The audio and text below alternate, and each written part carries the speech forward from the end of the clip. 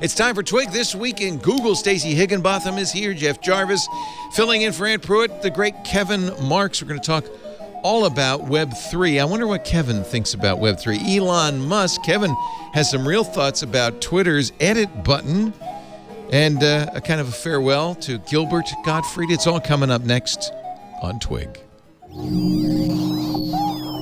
Podcasts you love. From people you trust. This is Twit. This is Twig, This Week in Google, episode 659, recorded Wednesday, April 13th, 2022. Keeping up with the Higginbothams. This Week in Google is brought to you by Nureva. Traditional audio conferencing systems can entail lots of components. Installation can take days, and you might not get the mic coverage you need. That's complex, expensive. But Nureva Audio is easy to install and manage, no technicians required, and you get full room coverage. That's easy economical. Learn more at Nureva.com. And by 8 Sleep. Good sleep is the ultimate game changer and nature's best medicine. Go to 8sleep.com/twig to check out the Pod Pro cover and save $150 at checkout. 8 Sleep currently ships within the U.S., Canada, and the U.K. And by IT Pro TV. IT Pro TV has everything you need to level up your IT skills while you enjoy the journey. Visit itpro.tv/twit for an additional 30% off all consumer subscriptions for the lifetime of your active subscription when you use the code TWIT30 at checkout. It's time for Twig This Week in Google, the show we cover the latest world news from the Googleverse, the Twitterverse, the Metaverse. Hey, that actually works finally. And all the other verses a bit about us. Aunt Pruitt has the day off. I'm so glad that Stacey's here. Stacey Higginbotham from Stacey on IoT, our chip and IoT guru. Hi, Stacey. Hello. From the Pacific Northwest, from somewhere near the Trump Golf Course in Bedminster, New Jersey. It's Jeff Jarvis from BuzzMachine.com. But you may know him better as the Leonard Tao Professor for Journalistic Innovation at the Craig Newmark Graduate School of Journalism at the City University of New York. Hello, Jeff. Hello. And to fill in for Mr. Pruitt, we've got somebody who's actually, I think his ears have been burning over the last week, has been the talk of the town. A good friend, Kevin Marks. Mr. IndieWeb is here from the UK. Kevin. Hey there. Nice to see you all again. Just up the road from Ormsby Hall. It's great to see you, Kevin. Take a left at Ormsby Hall.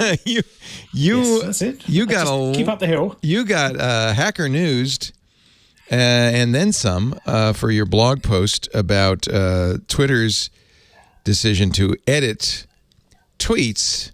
And in fact, your post was Twitter edits you. And we talked about this. Now, I think Twitter's changed their tune about what's going on. So what's the latest on this? So, well, do you want me to explain what happened in the first place? Or yeah, better, because otherwise the fix won't make any sense. Yeah.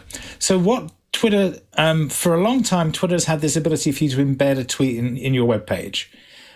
Which you could do. You could always do by cutting and pasting the text or by screenshotting, yes. But Twitter didn't want you to do that.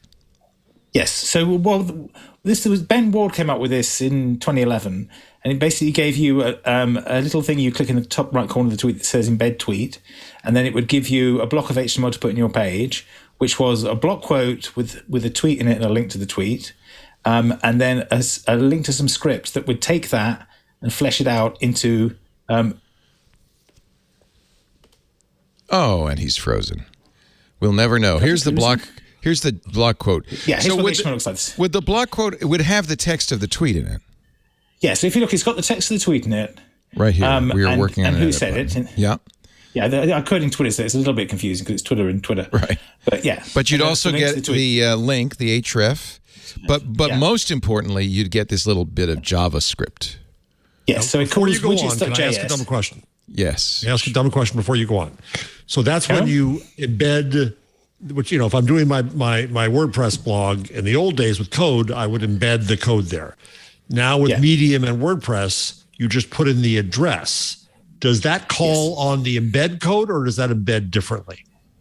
Yes. Now that basically what they do is effectively do the same thing. So what they do is they actually call the OEmbed API that Twitter provides, which will give you that block of HTML to put in your page. It's basically a shortcut to this. Yeah. Okay. Yeah. I mean, it's the same. You end up at the same place with the same problem Kevin is about to describe. Yeah. And Twitter wants you to do this because they get the traffic, they control the content of the tweet, and the functionality of the box is there too. You can click on. Yeah, it's good, unless you retweet it and reply and copy and do stuff. Also, the other thing is it's a mutual benefit thing, because the other thing, them sort of fleshing out the tweet into a real looking tweet, is them saying, yes, this is an actual tweet that somebody posted. Kevin didn't just make it up and put it in the page, which is fairly straightforward to do if you were just doing screenshots. It's verifiable. Yeah. Yeah, so they're saying, yes, this was posted at the time by this person, and if they got a tick mark, it is the person we verified. So they're putting a certain amount of validation onto the tweet that you're quoting when you do this. Now, the problem was what happens when you delete the tweet, when the tweet is deleted by the poster, or Twitter suspends their account, or they go private, or Twitter goes down, or whatever. So what happens if there isn't, if Twitter can't verify it, is it just falls back to the HTML, and it shows you effectively the plain text of the tweet. The block quote there would appear with the account and the link to the date, but it will be styled however that HTML is styled on your site, which is up to you. This is what it looks like, and it still has the href. It still has the href to the date. Yeah. Yeah, and it's in a yellow box because that's how I do block quotes. So that yellow is provided by you, not by Twitter. Yeah. So I could style that to look more tweet-like if I wanted to. Right. That's a CSS thing. But the A-ship, I keep it fairly plain on my side. So what would happen was that would be the fallback case. But recently they changed it so that if the tweet was deleted, you'd get a big white box instead. Kind of like this. Yes. Which has the Twitter logo, has a button to go to Twitter, but has no tweet. It has a bunch of grey stuff to say. There was something here. Which is sort of doing the opposite. I'm not quite sure what message that's supposed to send. I mean, the defense was really I got from them was... here. It's like, but, you're saying that there isn't a tweet there, but you're not actually saying what I've quoted. So what it basically does is it's rewriting the text of my post. And if you write a long post where you quote a bunch of tweets to make a case, they will disappear. And the text that you've pasted in has gone, and you just get white blobs. I have to point out, I was looking for an Instagram post. When you embed an Instagram post on the web, it used to have the image. This is what you get. Now you get a big old piece of your page gone where the image would go, and a simple link that says view this post on Instagram. And this is Instagram's kind of hostile, thank you, Meta, way of taking away that ability to embed an image from Instagram. That happens if you want to view it, you actually have to log in sometimes to your actual Instagram account. Yes. Yeah. That's really hostile.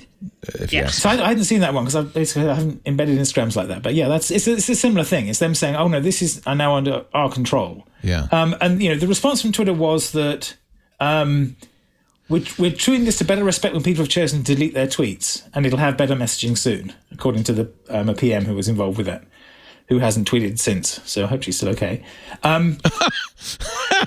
Jeez, maybe she's just worried Elon will get wind of her. She's hiding. Yeah. But the challenge is, the thing that gets tricky is when if you're writing a long article where you're quoting some tweets and talking about them and going back and forth, it really messes that up. So I had an example of an old blog post I wrote about it. But also, if you go and look at news stories about the former president, whose tweets are all now invisible, or if you go to like BuzzFeed, which regularly quotes tweets and then those tweets disappear, what you find is that basically Twitter is leaving white holes all over the web, or what? Yeah. And that's of real import if you're doing a news story about the former president's tweets, and just as you point out, calling James Comey a slimeball, and the tweets are gone because he's been deleted. Or you go and you want to write a book, or Twitter is a is it a first source? Jeff, you might know this, but like if you're actually like sourcing things officially for academic or Right. It could be a primary source if it's a primary. Absolutely. That's it. I have links, footnotes with tweets in them. In fact, I added Jackson because it was part of the book I'm working on. Yeah. But also they made a big fuss about archiving at the Library of Congress and things, That's right. In fact, we were talking about that when we were talking about your article. We said, but doesn't the Library of Congress, which has the fire hose, don't they have it all? I'm not sure if they still do. So that's the challenge, is you then got to go and find somewhere else to archive. And there are sites that will archive things for you. There's archive.ph and archive.org. Both, archive.org will crawl things optimistically, but you can also say, please archive this. And archive.ph was explicitly designed for you to preserve a tweet in case it was deleted, so you can link to that copy. So there are sites that will do that, but you have to sort of proactively do that at the point you're about to put it in your site, rather than just going to the Twitter thing and do it. Because Twitter says users can delete their tweets, which I suppose is fair enough, but Twitter can also delete your account on you, and then their tweets disappear. But also, even if you take your account private, then the tweets will no longer appear as embedded. But this was our debate last week, which is an interesting debate: is what is Twitter's responsibility? Is Twitter a primary source? Is it a social media of record, or is it like just an ephemeral spot where things come and go? It has changed, because it was originally a lot more ephemeral, because they came in as text messages. The archive on the site didn't show many of them, and the search wasn't very good. And then it got better at that, and so now they are. Now people will go back and find your tweets from 15 years ago and say what an idiot you were. But as an author of a tweet, don't you feel like you should have the control to kill it, and it stays killed? Well, to some extent, but that's the point. So the compromise that they had was they wouldn't validate it if I deleted it.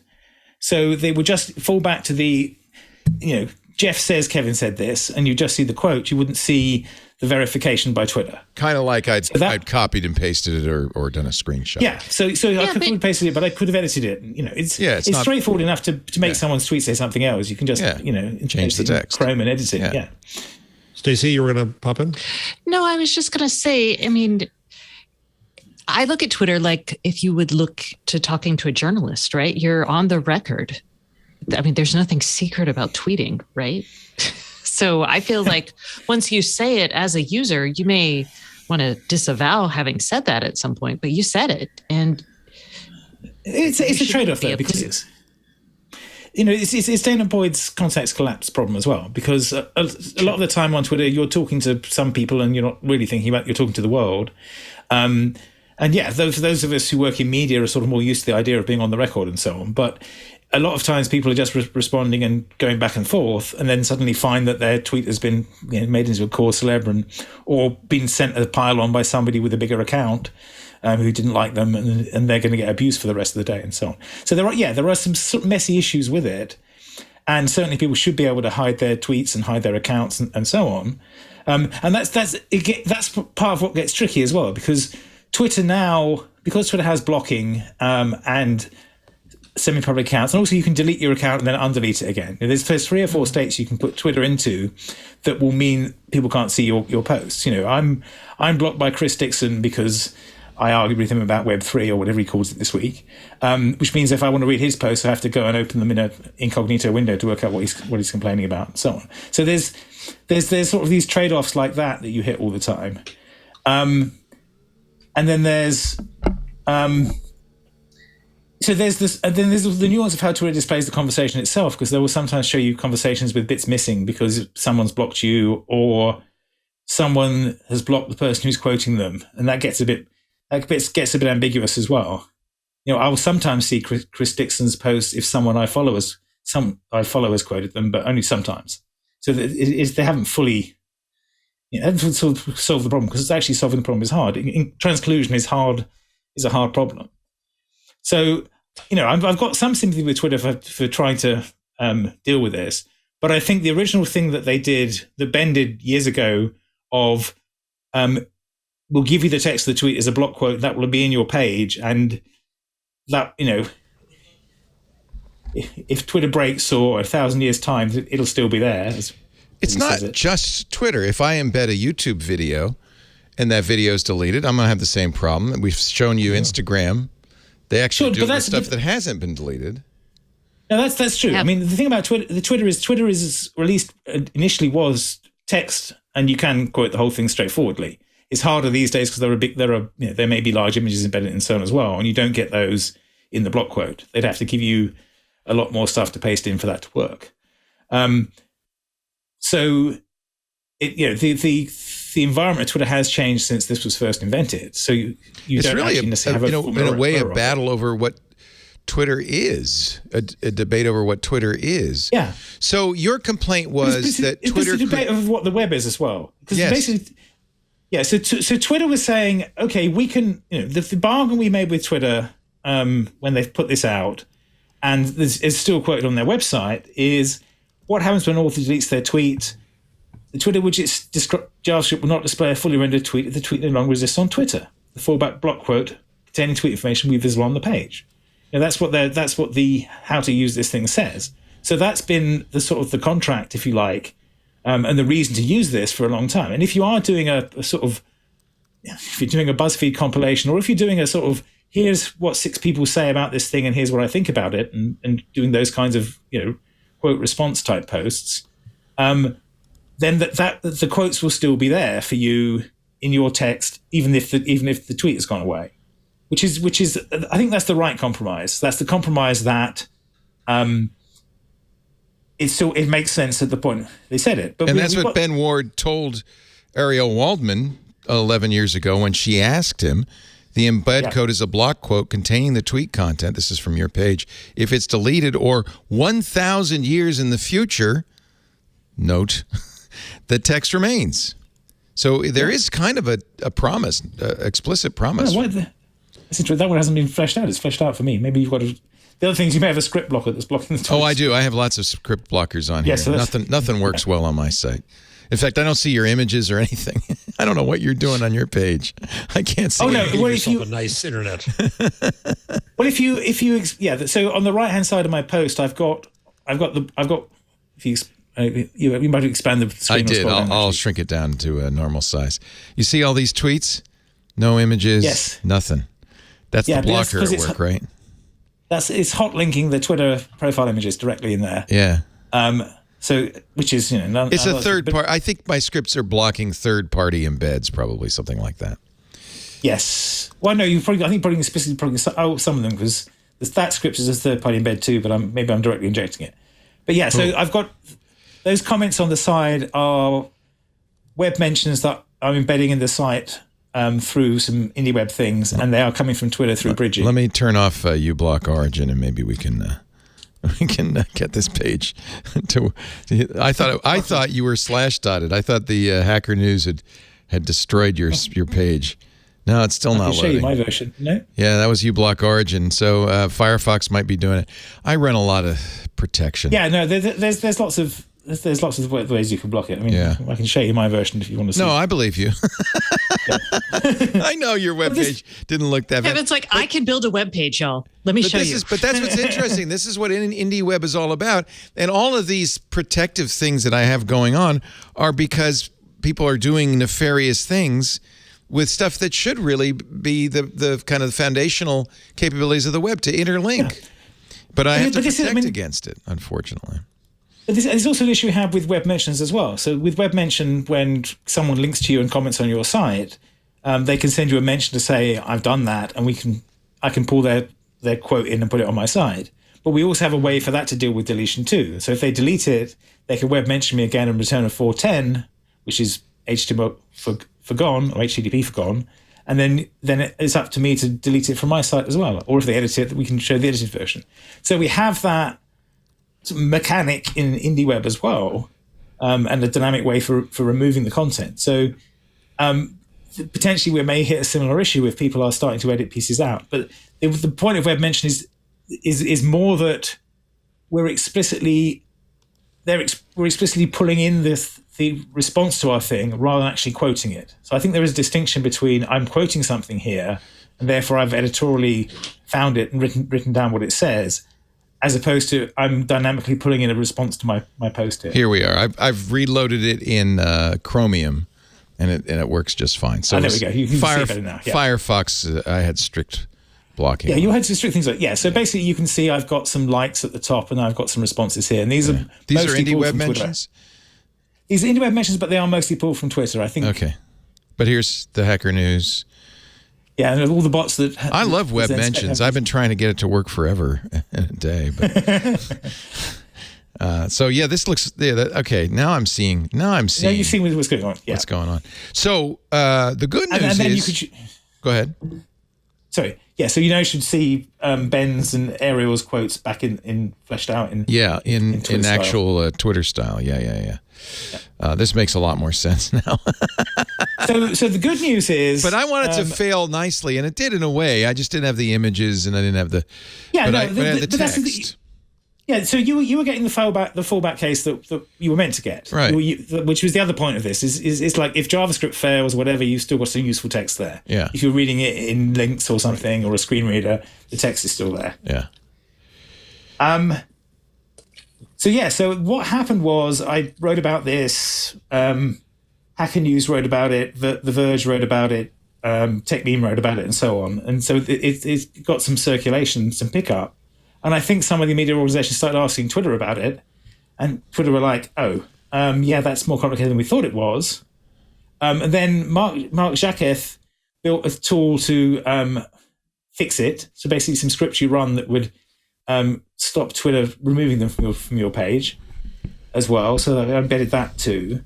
And then over the weekend, I spoke to Tech News Weekly about it on last Wednesday. In fact, thank you for embedding that on your page, and I promise we won't delete it. Here's his interview at the bottom with Tech News with Micah. This page started to get getting long, isn't it? Yeah. It's sort of now a race between whether the column on the right and the column on the left gets longer. When I embed this show, we'll see if we get further. Anyway, the point is, over the weekend they suddenly they said, "Oh no, we're changing our mind. We've reverted that." They didn't mention it to me. I just noticed that the post appears again. But The Verge got them on the record to say, yes, we've changed our mind on this and we may do something else in future. So that's good. Is good? Okay. Is this how it's supposed to work? It's good in that they've gone back to what I think the right answer is. And I potentially had more influence on Twitter than Elon Musk did this week, which is fun. But it's in terms of actually changing how it works. But it is a thorny problem, and they need to think about it a bit more. And sort of as a first pass, leaving white blobs all over the internet is not really an ideal way of approaching it. So if they want to try something else, I'm very happy to talk to them about it, because there's ways you could do this. And again, we have the web mention model for effectively sending edits and deletions around. But this is a slightly the embed thing is slightly trickier, because you don't want to delete the text of other people's web pages. Right. That seems a slight overreach. Is the issue that edit button, or I mean, it happens even if you delete an account or you go private? Yeah. I mean, edit button would also add some complexity to this as well, because if you can edit the tweet, then which version am I embedding? The one that I saw at the time, or the one that appears later? So it really comes down to this question of is Twitter a primary source that should be preserved historically because people say things, or is it just is it water cooler conversation and nobody should be held accountable? And that's kind of Dana Boyd's issue, and I think others have talked about this, is that it's like a water cooler where stuff gets preserved forever. It's kind of the worst of both worlds. Yes. Well, is that a function of Twitter, or is that a function of people just not understanding how to use it? I mean, part of this, I feel like, well, I feel like I know exactly when to use Twitter and how and why and what. I mean, I never casually approach it and I'm like, oh, let me just say my whatever. So I feel like it's incumbent upon us to teach people the rules of a new space. If it's a new, the town square, we have to develop the rules that people understand and agree upon the rules that work in that town square. And I feel but the challenge is there are different, but they've changed over time. this is part of it, because originally the rules of Twitter were very different initially, because they didn't notify you about replies. They didn't put replies under the posts. There was a whole sort of range of things that have changed over time, and also that they didn't preserve much of a history. You couldn't scroll back very far on Twitter. It would just time out and fail on you. So the notion of it as persistent is something that was built up later. Okay. And then the notion of it as the place you go and shout at people is also a thing that built up over time as well. So it's both. It's the void you scream into, and sometimes it screams back. Yeah. And if you're the president of the United States, you get the benefit of both. It is a thorny thing, and I think it's part of the problem. I don't know. Can this be solved? Is this just a sociological problem and ultimately can be solved? It's not a technical issue. It's a sociological issue, right? Yeah. Yeah, no, it's indeed, and it's a sort of community management issue and a collective action issue as well. Yeah. And so, are you happy that they reverted? Should they stay the way they were? I mean, what's nice is your blog post now works, where you post. I had to go and change it to explain what I was saying, because look at this one, look at this big black white hole. It wasn't a white hole. Stopped being a hole. Yes. I had to put another thing to say. This is what it looked like. Honest. Screenshots. All right. But yeah, so that's the thing. I know. I think that what they've done is better than what they did. But there's potentially they could do something more subtle. But what do we want Twitter to be? What do we want Twitter to be? Stacey, what should Twitter be? Should it be the water cooler? Should it be the Journal of Record? What should it be? I think it is kind of the town square. So maybe it's the water cooler, but it's the water cooler at work. So you need to be aware that people who overhear you are not going to be your best friends. Does that make sense? Yeah. But there's also an additional issue, which is that everybody's Twitter is different depending on who they follow. And for some people, you always bring up Jeff Black Twitter. Twitter is a cultural phenomenon of its very own that's completely independent of other Twitters. Right, and I think Stacey's right that we this is about a norm. We got to set an expectation and follow it. I think that if you had a Facebook post and you couldn't delete it, people would go bat S. Right? Yeah. But of course, Twitter's architecture is different, and it's out there in the world. And people do delete their tweets regularly. There's services to do so. They get rid of all their tweets from the last year. Some fools, like, I don't know, the host of a famous podcast just quits Twitter every once in a while. And I think you need to have the right to do that. I have come to a détente with Twitter. Yes, you have. Yes, you have. But as Stacey said, if somebody overhears that, then it's out of your control. So if whether it's by a screen grab or me quoting and retyping or whatever, if I hear it, that knowledge is now mine. You can't kill that out of my brain or what I say. You can kill the substantiation of it on Twitter, and I think you should have a right to do that. Like you should have a right to kill your blog or a right to kill anything else you've done. But if I've heard it, and either by retyping it in my blog or by having a service, hello, Donald Trump, that pulls all the tweets you've done so you can't kill them from public record, that's hey, you said it in public. Them's the breaks. So I think there's a combination of both where you have to be taught to be aware that once you've said it, people have heard it. You shouldn't put anything on the internet you don't want to be in stone forever. That's the deal. But your substantiation of yourself on Twitter, you should have some control over. Yeah. This gets more complicated, though, when we get to the edit button. Because if I also think that I can change a tweet that's now out in 25 different places. You can gaslight me. You could say, oh, you didn't read that tweet. This is what I said. Or on the other side of it, I think as an author of the tweet that I'm updating and correcting the tweet, and I am doing so on twitter.com, but not everywhere. But maybe I'm not on your client or somebody else, or in your mind. In your mind. Jeff remembers what you said originally. Perfect. Yeah.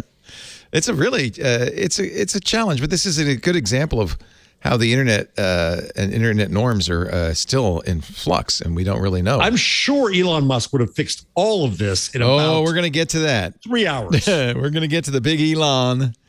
I'm really glad you're here, Kevin. By the way, it was Firefox strict mode that broke your site. If I put Firefox in standard mode, in its privacy. That makes settings. sense because I'm using third-party scripts to do these things. Yeah.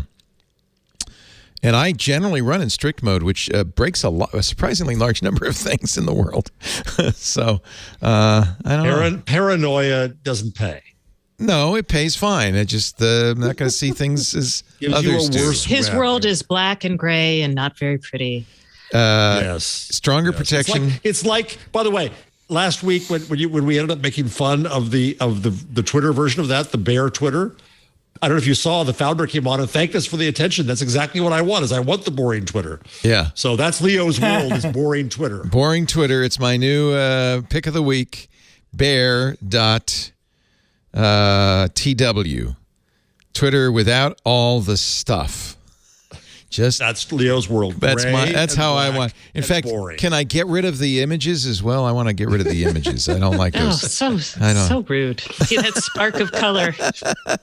Leo, the iconoclast of the internet. There is a tool for that as well. I'll show you that later. Well, this is of course there is. Yeah, I'm sure there is. Absolutely, I could turn off those images. But this is a site I mentioned last week, bear.tw.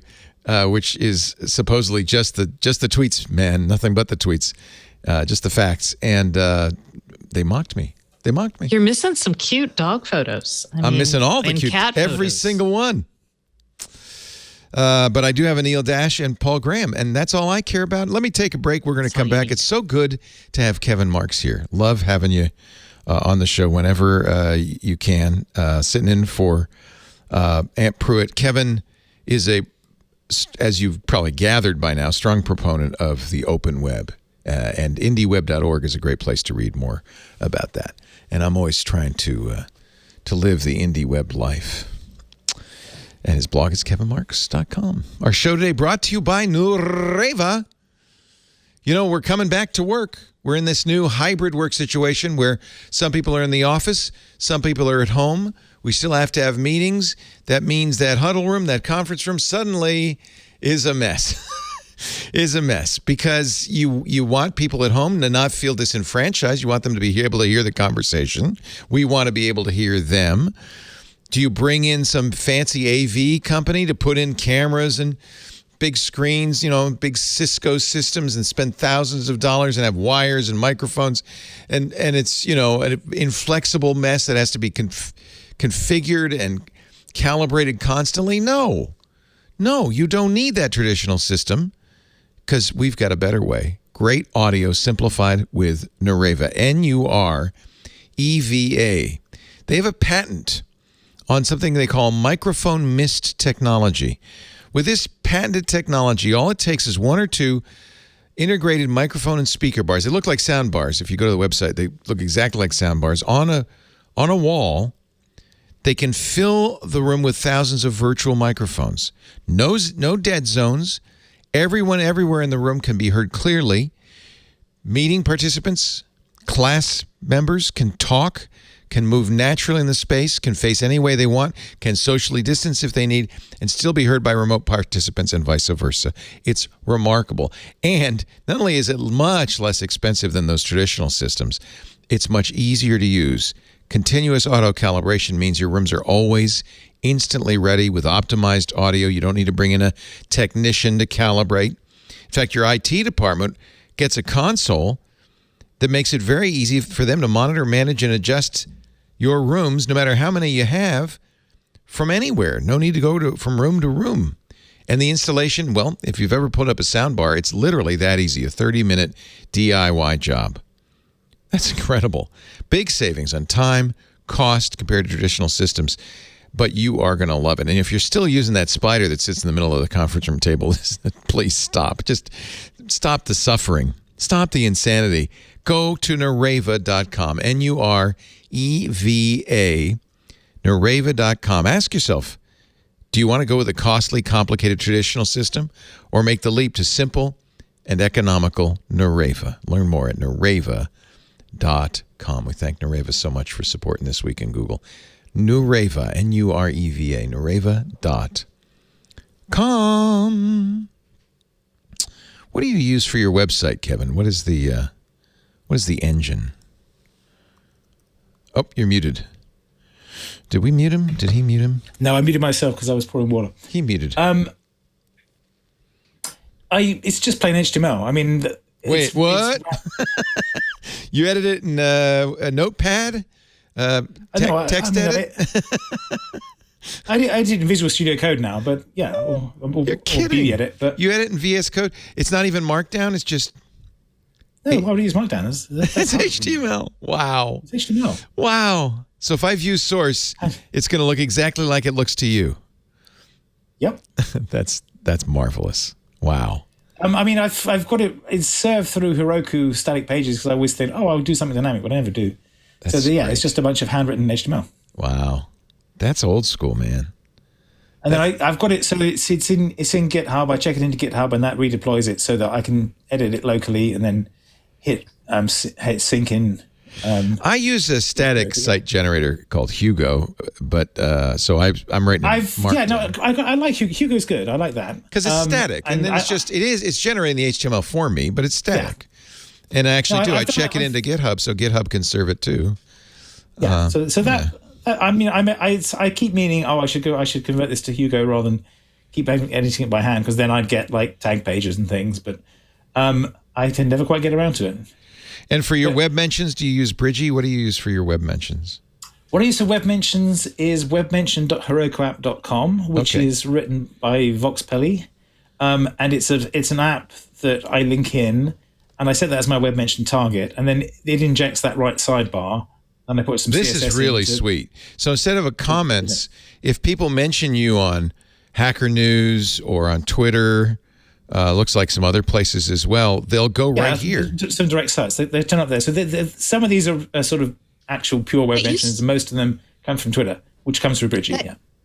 And that used to pop up in the comments of your sites, right? I mean, I like it as a sidebar here. It's kind of cool. I like it as a sidebar too. I just was like, that's something that we used to rely on a lot. You can use it. So there's ways to do it, but what the web mention model is, if I write a post on my site and link to you, I then send a web mention to you to say I've linked to you, and it can appear there.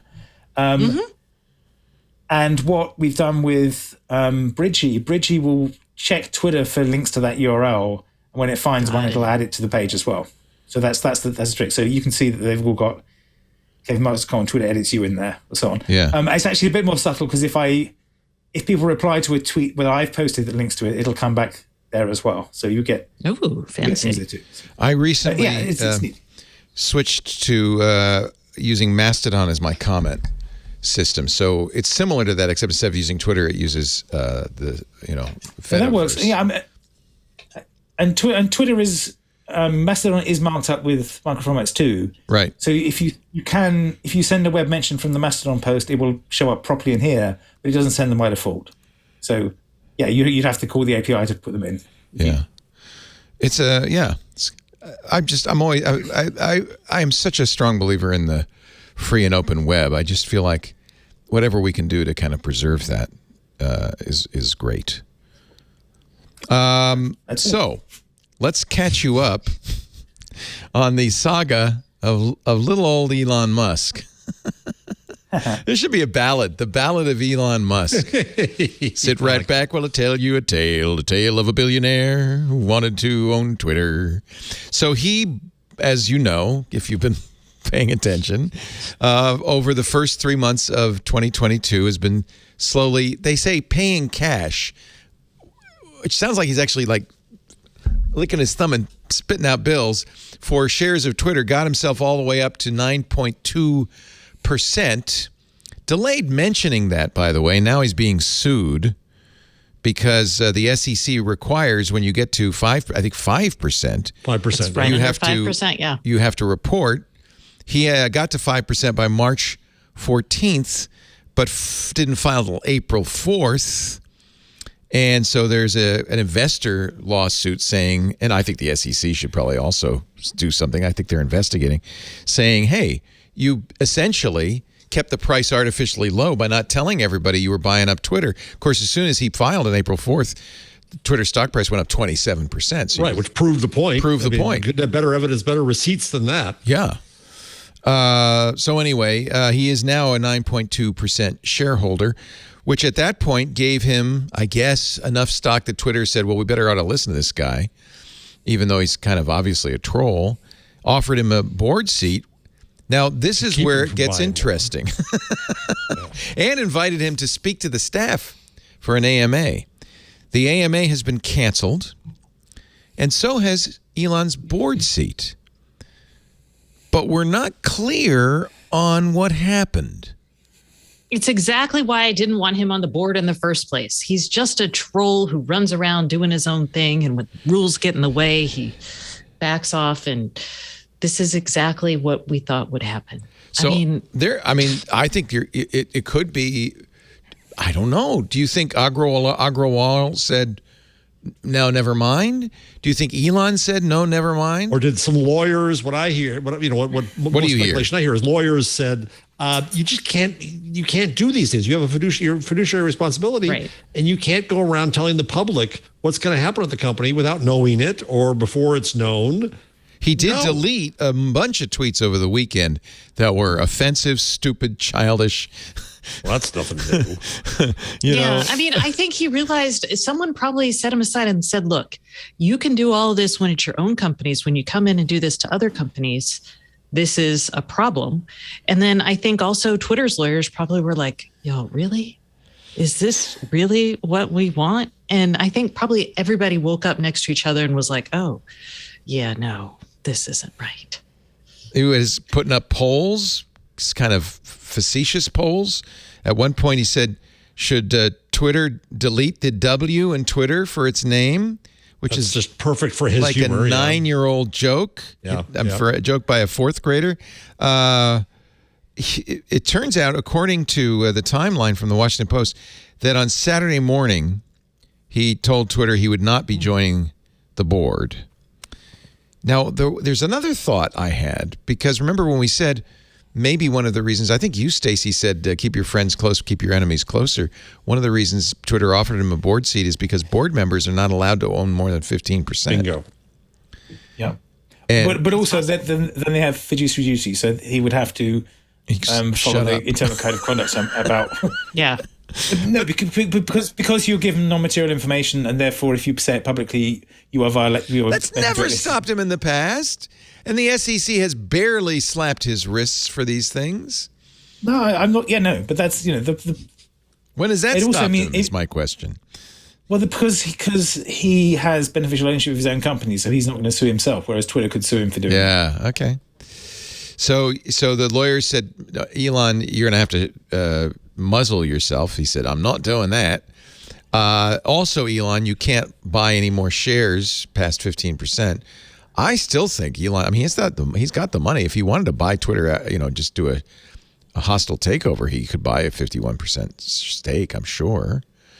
Or he and his friends could. Yeah. Well, yeah, I was like, he doesn't have to buy the whole 50%. Peter Thiel can buy another 15%. What would be the first thing he would do is invite former President Trump back? Probably. You think? Yeah. I think that's what I suspect that's why the staff is nervous. Well, explain the stock market response to me, because all right, so when he buys that much, the stock goes up because it could be in play or whatever, right? Yeah. He leaves, the stock went down, but then it went back up again. The market is confused about what to do with Elon, isn't it?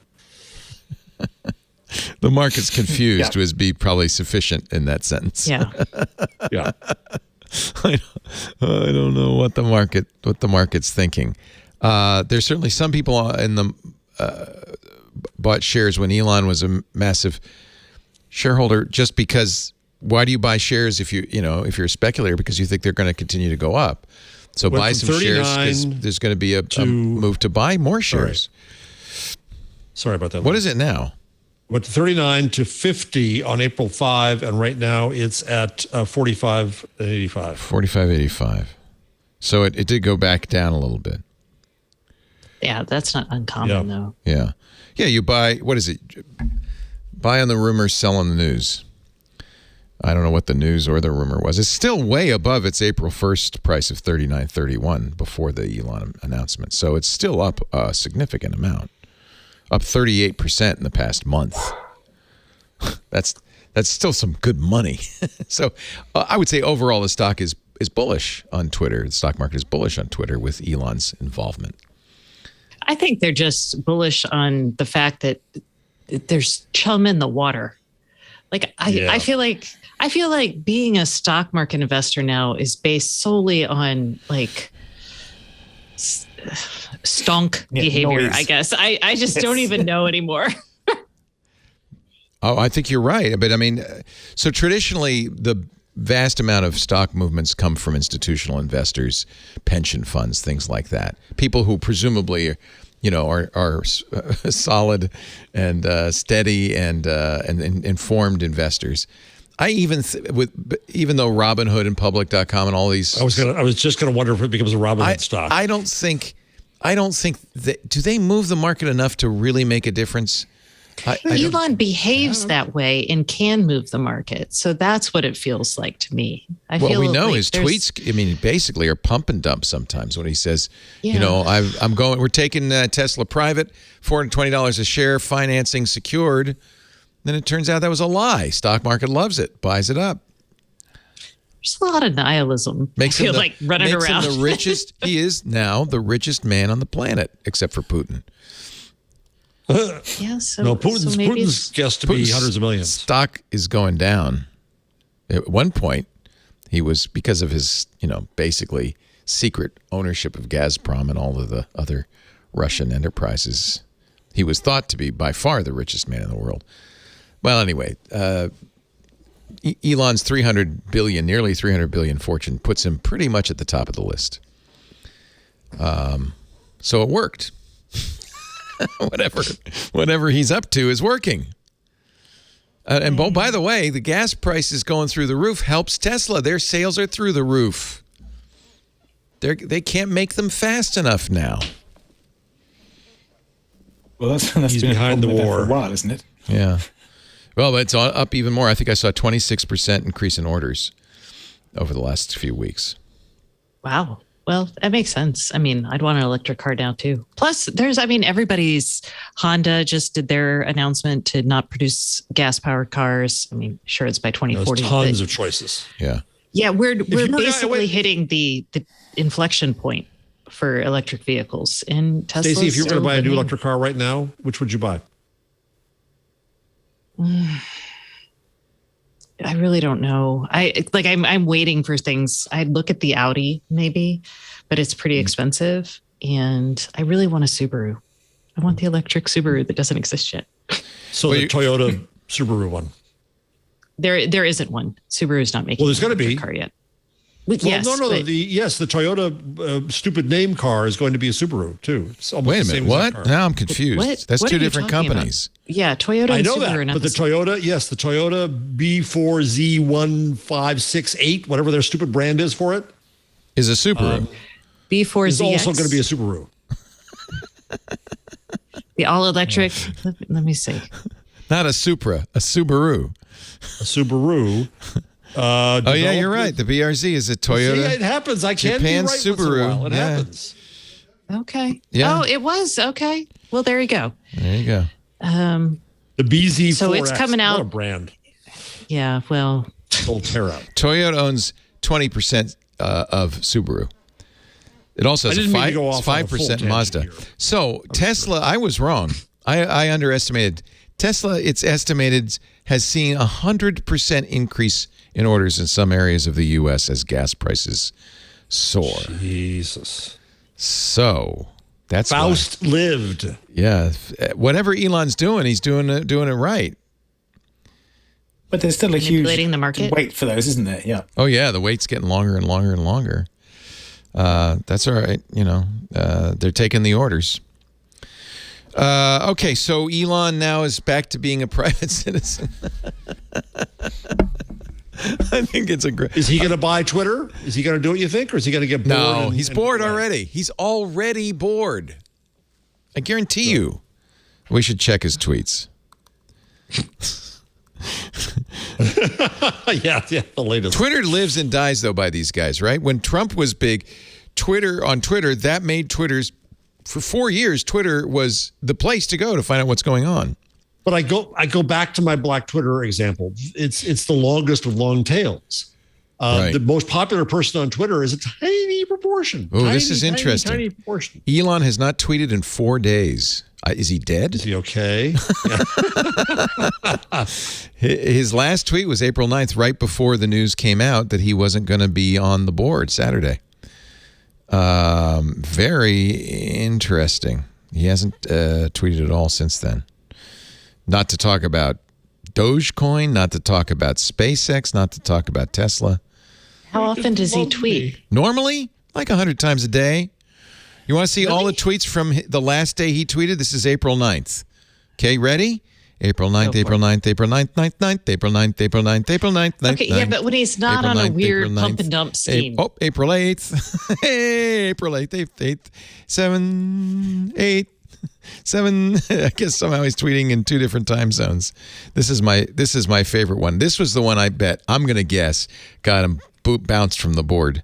We talked about this on Sunday. Twitter's next board meeting is going to be lit, he tweets with a picture of him smoking a blunt on Joe Rogan. All I have to say is it's so frustrating to see people act like this when I know that as a woman, if I wandered around acting like this, no one would take me remotely seriously. Or they give you a reality show called. No, they wouldn't. It just drives me nuts. What's the Kardashians reality show? Meet the. They've got a new one. Yeah, I know. They retired and now they're back. Yeah. Meet the Higginbothams. I think it would be good. Yeah, but they don't treat you. The Kardashians are still a running joke in the culture, whereas Elon Musk can get. They may be a running joke in the culture, but they're rich running jokes. Keeping up with the Higginbothams. Not something necessary at all.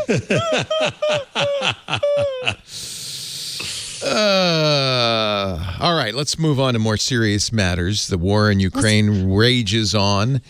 Apparently, thanks to ESET, a security company, one of our sponsors, and Microsoft, I think they do something in the technology sphere.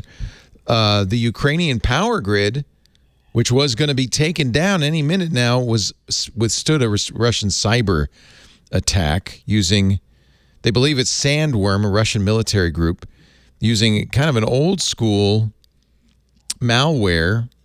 But Microsoft and ESET discovered it. The electrical outages were going to be Friday evening. But having discovered it, they were able to pull down, I guess, the botnets and to avert the blackout that would have taken power out for 2 million people in Ukraine. So this cyber, yay, good guys win. Researchers at cybersecurity companies ESET and Microsoft identified and neutralized the malicious software used in the attack. And it was a new software just done by an established agency, correct? No, InDestroyer, which was a malware used in 2016 to do the same thing, knock substations off in Kyiv for about an hour. Remember that? Yeah. And we thought this is a little probe, a little test of their capabilities. So that was the mama that created the variant that they were going to use this time, dubbed InDestroyer 2. Oh, okay. The Conjuring. Sandworm is a part of the GRU, the Russian military intelligence agency. It's also accused of causing blackouts in, I think, 2020 or 2021 in Ukraine. So, and here is the wanted poster. GRU hackers, destructive malware, and international cyber attacks. Conspiracy to commit an offense against the United States. False registration of a domain name. Oh, man, that's got to have a penalty. Conspiracy to commit wire fraud, intentional damage to protected computers, and aggravated identity theft. So these guys better not go in a U.S. post office anytime soon. I think they're safe. So there's also, this is interesting, there's also a malware called Caddy Wiper being spread around Ukraine, designed to delete data on infected computer systems. This wiper was also used to disrupt the U.S. satellite communications provider Viasat on the day of the invasion. You may remember. Anyway, so even though there haven't been any catastrophic cyber attacks, it's going on right now, back and forth, back and forth. And that makes sense. I mean, you wouldn't expect. I mean, they're losing the war on land, or they're struggling. I wouldn't say losing. Yeah, I don't want to say anything about it except that it's horrific. It is. Yeah. Okay. Hey, let's talk about like tech that isn't going to make us TikTok? sad. TikTok? That doesn't make you sad. Well, wait a minute. TikTok, oops. Here's the problem. So we've been talking a little bit about sanctions and how they're not necessarily, in some cases, it's to make the company look good rather than to further Ukraine's welfare. TikTok kind of banned, in a way, banned Russia, suspended new video uploads and live streams from Russia, and walled off, this is the thing they did, they walled off Russian users from seeing posts from outside the country, including Ukraine. And according to the Post, effectively creating a second censored version of its platform. But as a result, because the block on Russian content has not been effective, a lot of what's on TikTok in Russia now is pro-government propaganda. They're not seeing the story of what's going on outside of Russia.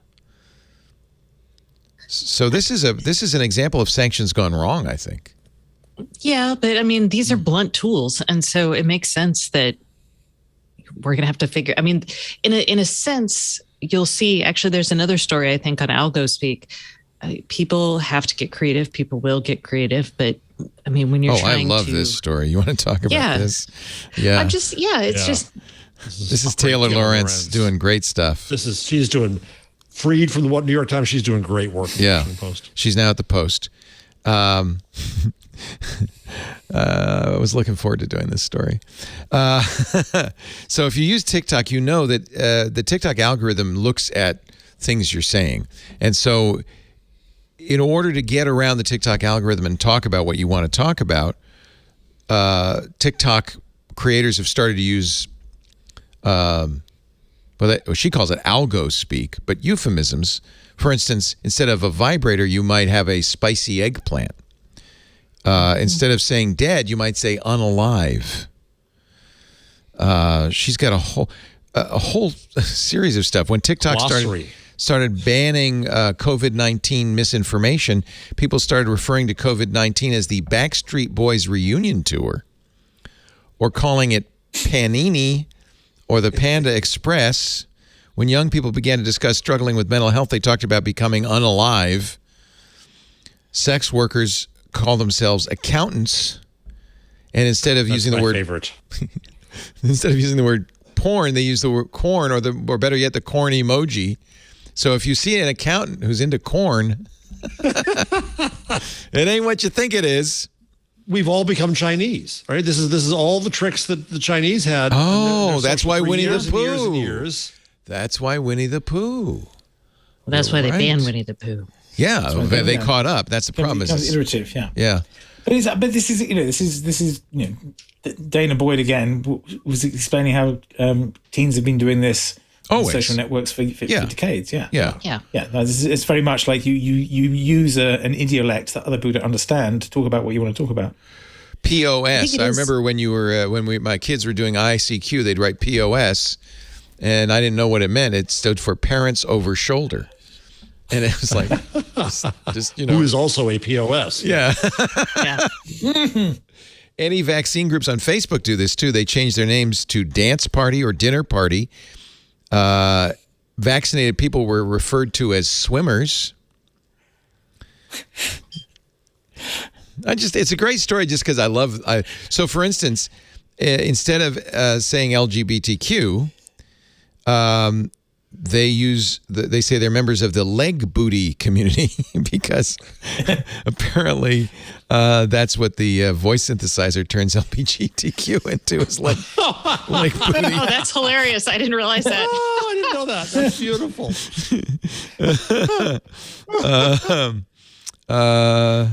Instead of nipples, can't say nipples, obviously. Nip-nops. If you're going to talk about crackers, you can't say crackers because the algorithm thinks you're talking about white Southerners. Crackers. So you have to say saltines, which is really ironic, if you ask me. Twitch considers the word cracker a slur. It is a slur, actually. Wow. Thank you, Taylor Lorenz, for...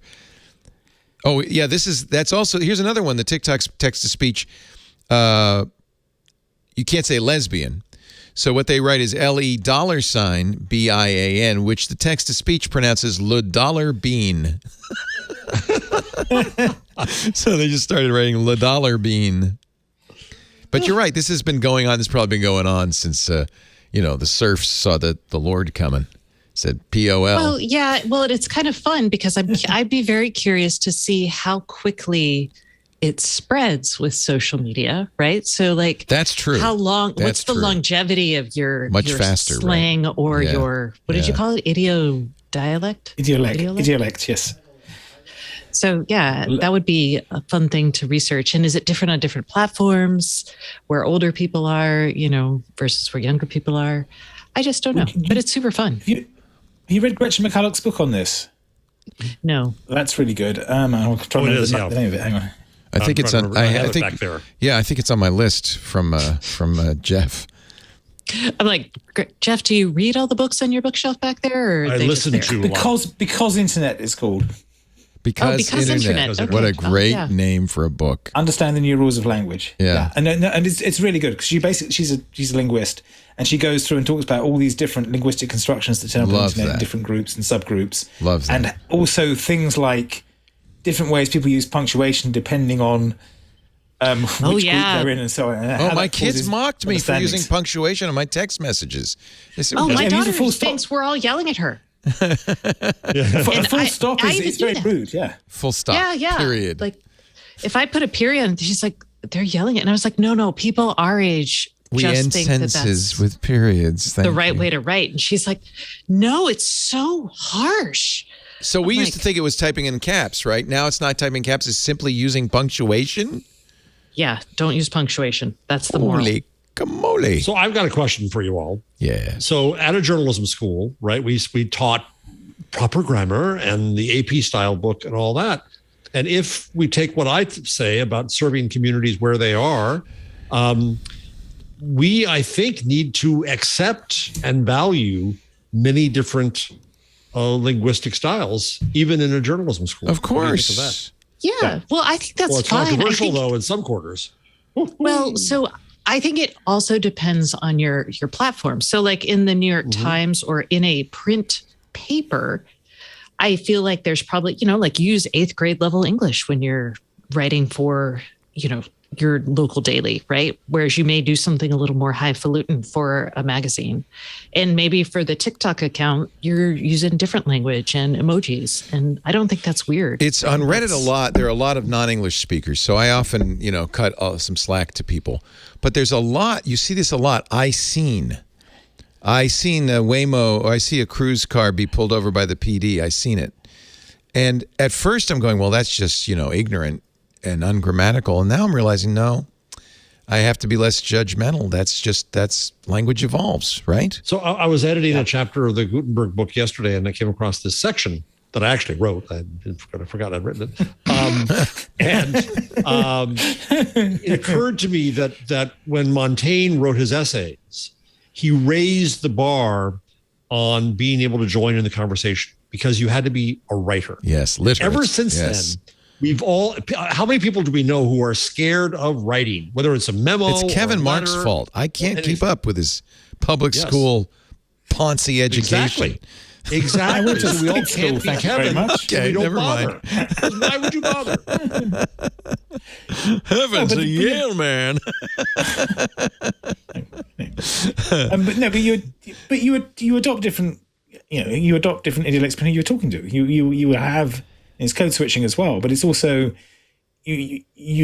I would speak differently to you guys about stuff because we've got a bunch of shared vocabulary and context than I would speak to, my sons about it or someone I meet in the street, because it's just a question of what's shared and what can be done. But the Gretchen's one is interesting because she says a lot of it does show up in weird things. It does show up in weird things like punctuation. She says you can tell old people because they always put ellipses in their texts for some reason. I love ellipses.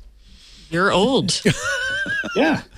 And the M dash. I'm just looking at my texts from my kid, and they are definitely very different than my texts. I might have to look at my texts for my kids now. See, my daughter, who's 30, is probably more older than old now, right? She doesn't count. Oh yeah, no capitalization, no periods, no. There's no punctuation. No periods. Just a lot of exclamation marks. Exclamation marks. And tons of emojis. Tons of Same what are those thing called? with my son. He capitalizes the first letter of the sentence probably because Apple does it for him. Exactly. Good point. Yeah, and that's the last time it's capitalized. Wow.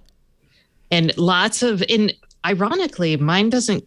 Maybe it's because she's on an Android phone, but she doesn't use a lot of emojis. She just uses Henry uses no emojis, and Abby does use emojis quite a bit. So that's just maybe. What is it called when you use the letters? Is it not lead speed? Emoticons. Emoticons. There now we go. You're old. Yeah. Forget ellipses. Emoticons. Huh? Shruggy guy. Huh? Yep. Yeah, no, they're not that complicated. They're like the little, but she does the little hearts and the. I think it's fascinating. I love language. Yeah. I've just added the McCulloch book to my my Audible. Oh no! I recommend everyone to read that book. Yeah. It also it helps a lot when you're reading other people's texts. You're like, oh right, yeah, they're writing in this style. Okay. I get very judgmental. I'm not sure I can write in those styles, but at least I can read them. Yeah. And I have to train myself. But Kevin McWhorter's been great on that too, which you introduced me to, Jeff. He's really been good on showing me that, he's a linguist as well. It's just, that's how language evolves. It's normal. Well, this is where, pardon me, Gutenberg moment. This is where print came in. I think it's Umberto Eco who said that a dialect is a language without an army. Oh, I love it. And so when print came in, a whole bunch of dialect. I mean, when Luther chose to publish in German, that was a momentous decision. The vernacular. Because he was then speaking to a public, number one. And number two, he started standardizing German.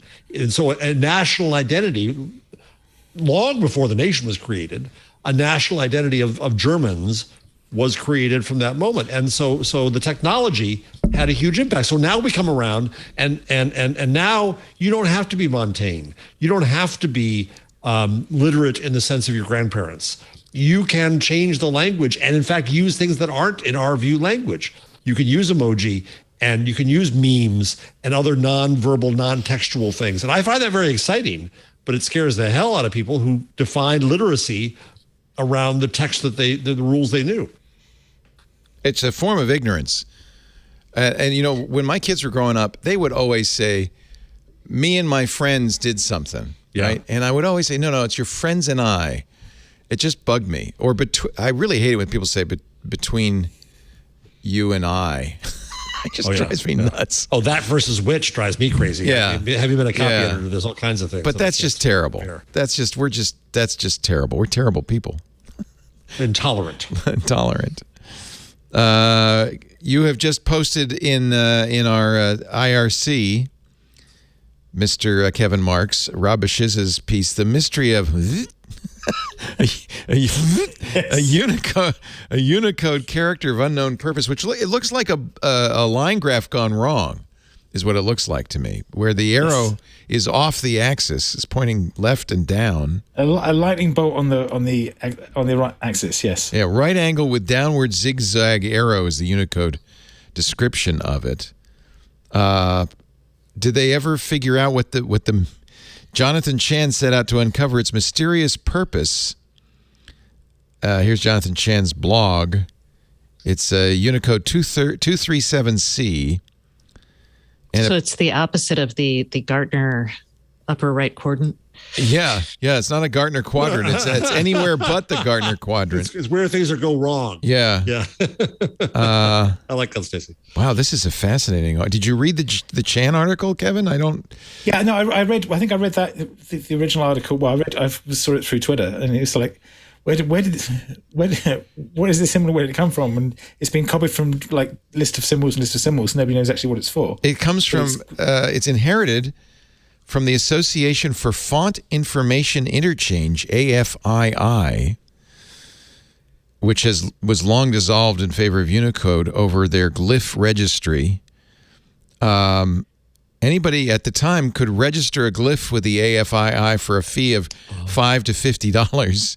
Oh, I missed the opportunity. Damn. And then when Unicode came along, they just absorbed them, even though there was it was somebody paid $5 to put it in there. Well, yeah, Unicode had initially Unicode was like, okay, we've got lots of space now. We're just going to accrete everything. And then it's got a bit more organized now, and you have to make a case for things. Because there are symbols that look a bit like it. Was the Interrobang a late addition to Unicode, or was it something that came along in that clump? I'd have to have a look. I mean, there's you can go back and look at the history, but there are symbols that look a bit like that for angles and things. But but that one was apparently added at some point, even though no one ever used it for anything. I'm going to start putting it in all my text messages to my kids, see what they say. But there's a sigil, a magical symbol that looks a bit like it, the linking sigil, which has been is this where it came from? Did someone put this in as a prank? It could be a magical. Do you say sigil? I say sigil. You say GIF. Sigil, I say GIF. I don't know which is right, but sigils. There are lots of mathematical symbols that are very strange. Yeah. It could well be some Satanist put it in there a long time ago. Did you know that from the 2nd century to the 7th century, all scribal text had no spaces? See, there's a mistake. Scriptura continua. Yeah. And it makes no sense until it's one of the books I read said, the guy who wrote a whole book about the space, said that, if you're a child, you don't put spaces in. It's just a continuous sound. That's why my daughters, when she was in kindergarten, they actually taught them first to write in cursive. And they would her writing was in cursive, and it was just all never ending, right? Yeah. Fascinating. Let's take a little break. So now she's like the only, 15-year-old who knows cursive. Good for her. She can communicate with y'all. How's her handwriting, Stacey? Is typing ruined that, or is it held up decently? No, she has. I mean, her cursive writing is atrocious, but she learned it when she was 5. But her print is fine. Okay. Hey, at least she learned it. That's all that matters. She can read mine. Let's take a little break. I want to talk to you. Let me show you. I'm so proud of this. Lisa, every morning she says, "What's your sleep score?" And I have to say, 60, 50, 40. Let me show you my sleep score today. You see that? 90. That's cheating. No, that's the real deal. 93%.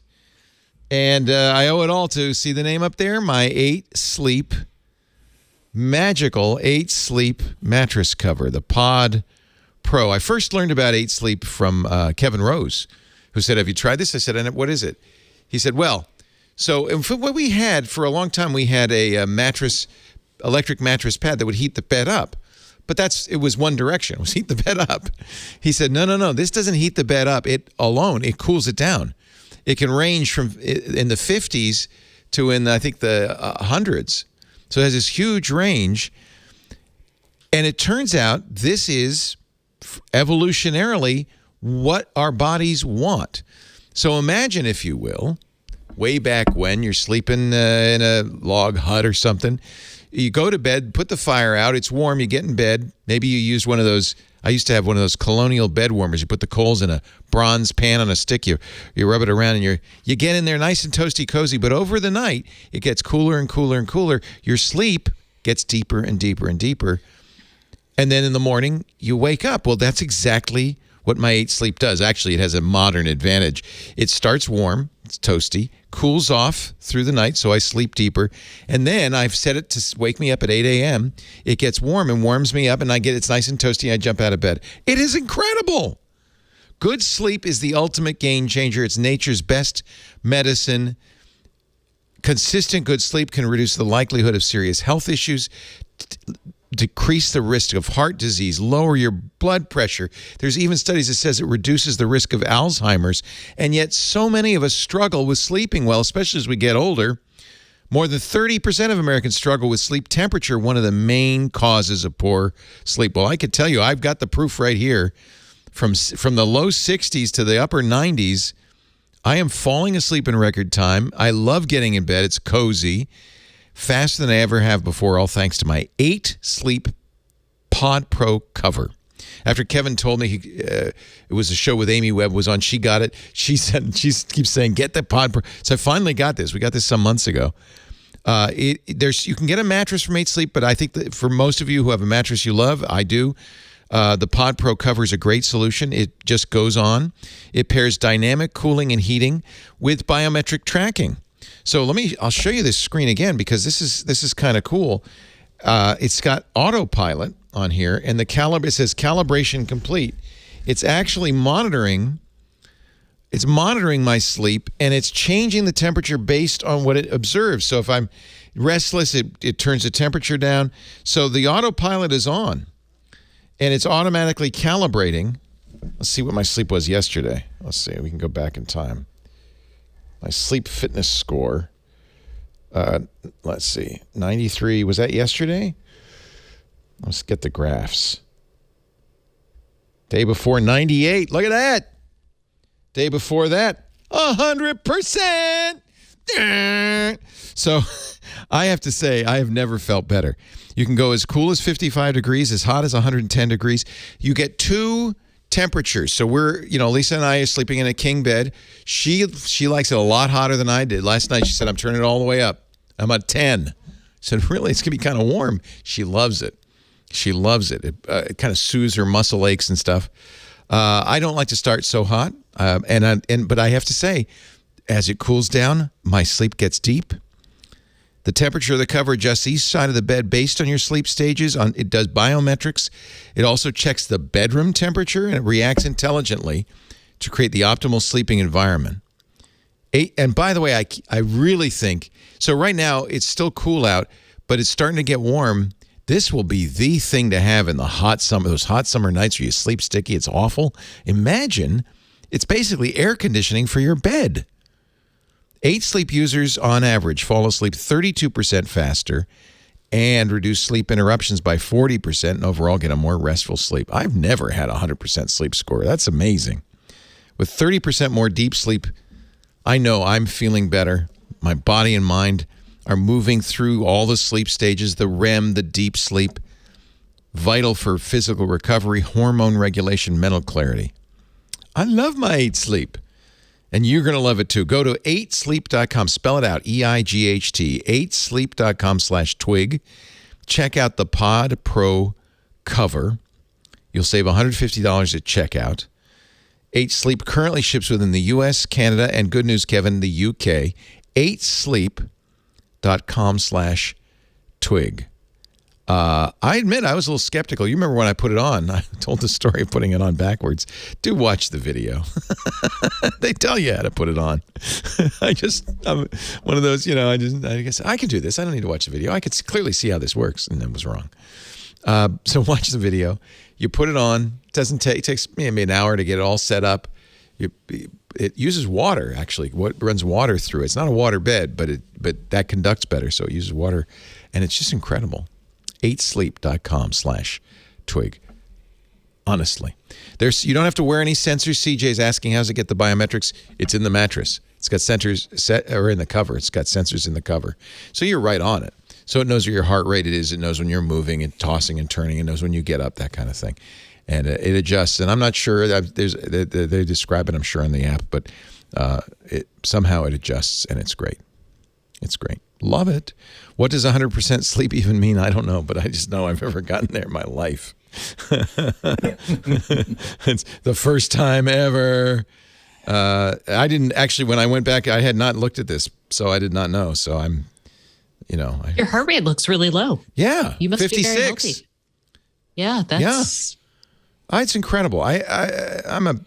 You noticed that, did you? You noticed that? I did. Yeah. 7 hours, 43 minutes asleep. Wake up consistency was a little low. I'm working on it, 99%. Time to fall asleep, 14 minutes. Times to get up, 5 minutes. It's this thing works. That's all I can say. The statistics prove it. All right, on we go with. Yeah, you're in a better mood these days. Have you noticed? I'm not. Maybe it's because I'm not sitting on the saddle with a stick. That has a point. Yeah, that's. Yeah. Kevin, I got this seat that's supposed to make you but it's really just like a bicycle seat on a stick. And so it's extremely uncomfortable. It was the shortest show we ever did, ever. It was like an hour and a half. And if every once in a while they pick me up and I'm like, I can't try to. Anyway, yeah, that's the opposite of an 8 sleep for your butt. That's the complete opposite. Complete opposite. I don't recommend it. Peggy Noonan is still around. Amazing. Was she a speechwriter for Reagan? Nixon. So. Oh. Nixon, Jesus. Nixon. So she's 100 years old. Hey, hold on. I thought it was Reagan, but either way. Might be right. So, Wall Street Journal opinion piece, how to protect children from big tech companies. Lawmakers are way out of their depth, but a good place to start would be a simple age limit. She says if you're under 18, get off the internet. Can you believe this? Say if you're under 18, delete their stuff from the internet. Don't read the Wall Street Journal. I was going to say if you're over 70, get off a newspaper, but that'll be me soon enough. And out of Congress. Why can't we put a strict... This is really Rosanna Dana. It is. Why can't we put a strict age limit on using social media sites? You have to be 18 to join TikTok, YouTube, Instagram. Why not? You're not allowed to drink at 14 or drive at 12. You can't vote at 15. Isn't there public interest here? Applying such control would empower parents who face all the other kids are allowed with an answer because it's against the law. Yeah, that really stopped us from smoking pot for all those years. This is your brain on YouTube. Oh, wow. Here's a story. A mother of a large Virginia family who raised her kids closely and with limited use of social media. The mother took her children to shop for food.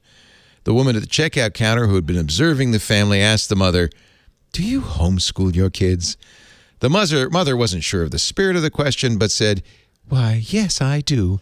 Why do you ask?" The checkout woman said, "Because they have children's eyes."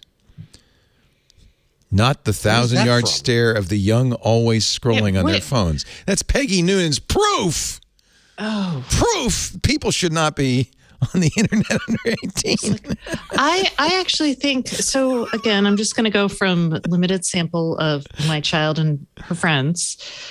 She's been aware of the internet, but she's also, I think we do an okay job talking about, we've done a good job talking about what it means to post online. And we also did a really good job of not posting stuff of her online as well. So, and we talked about all of that.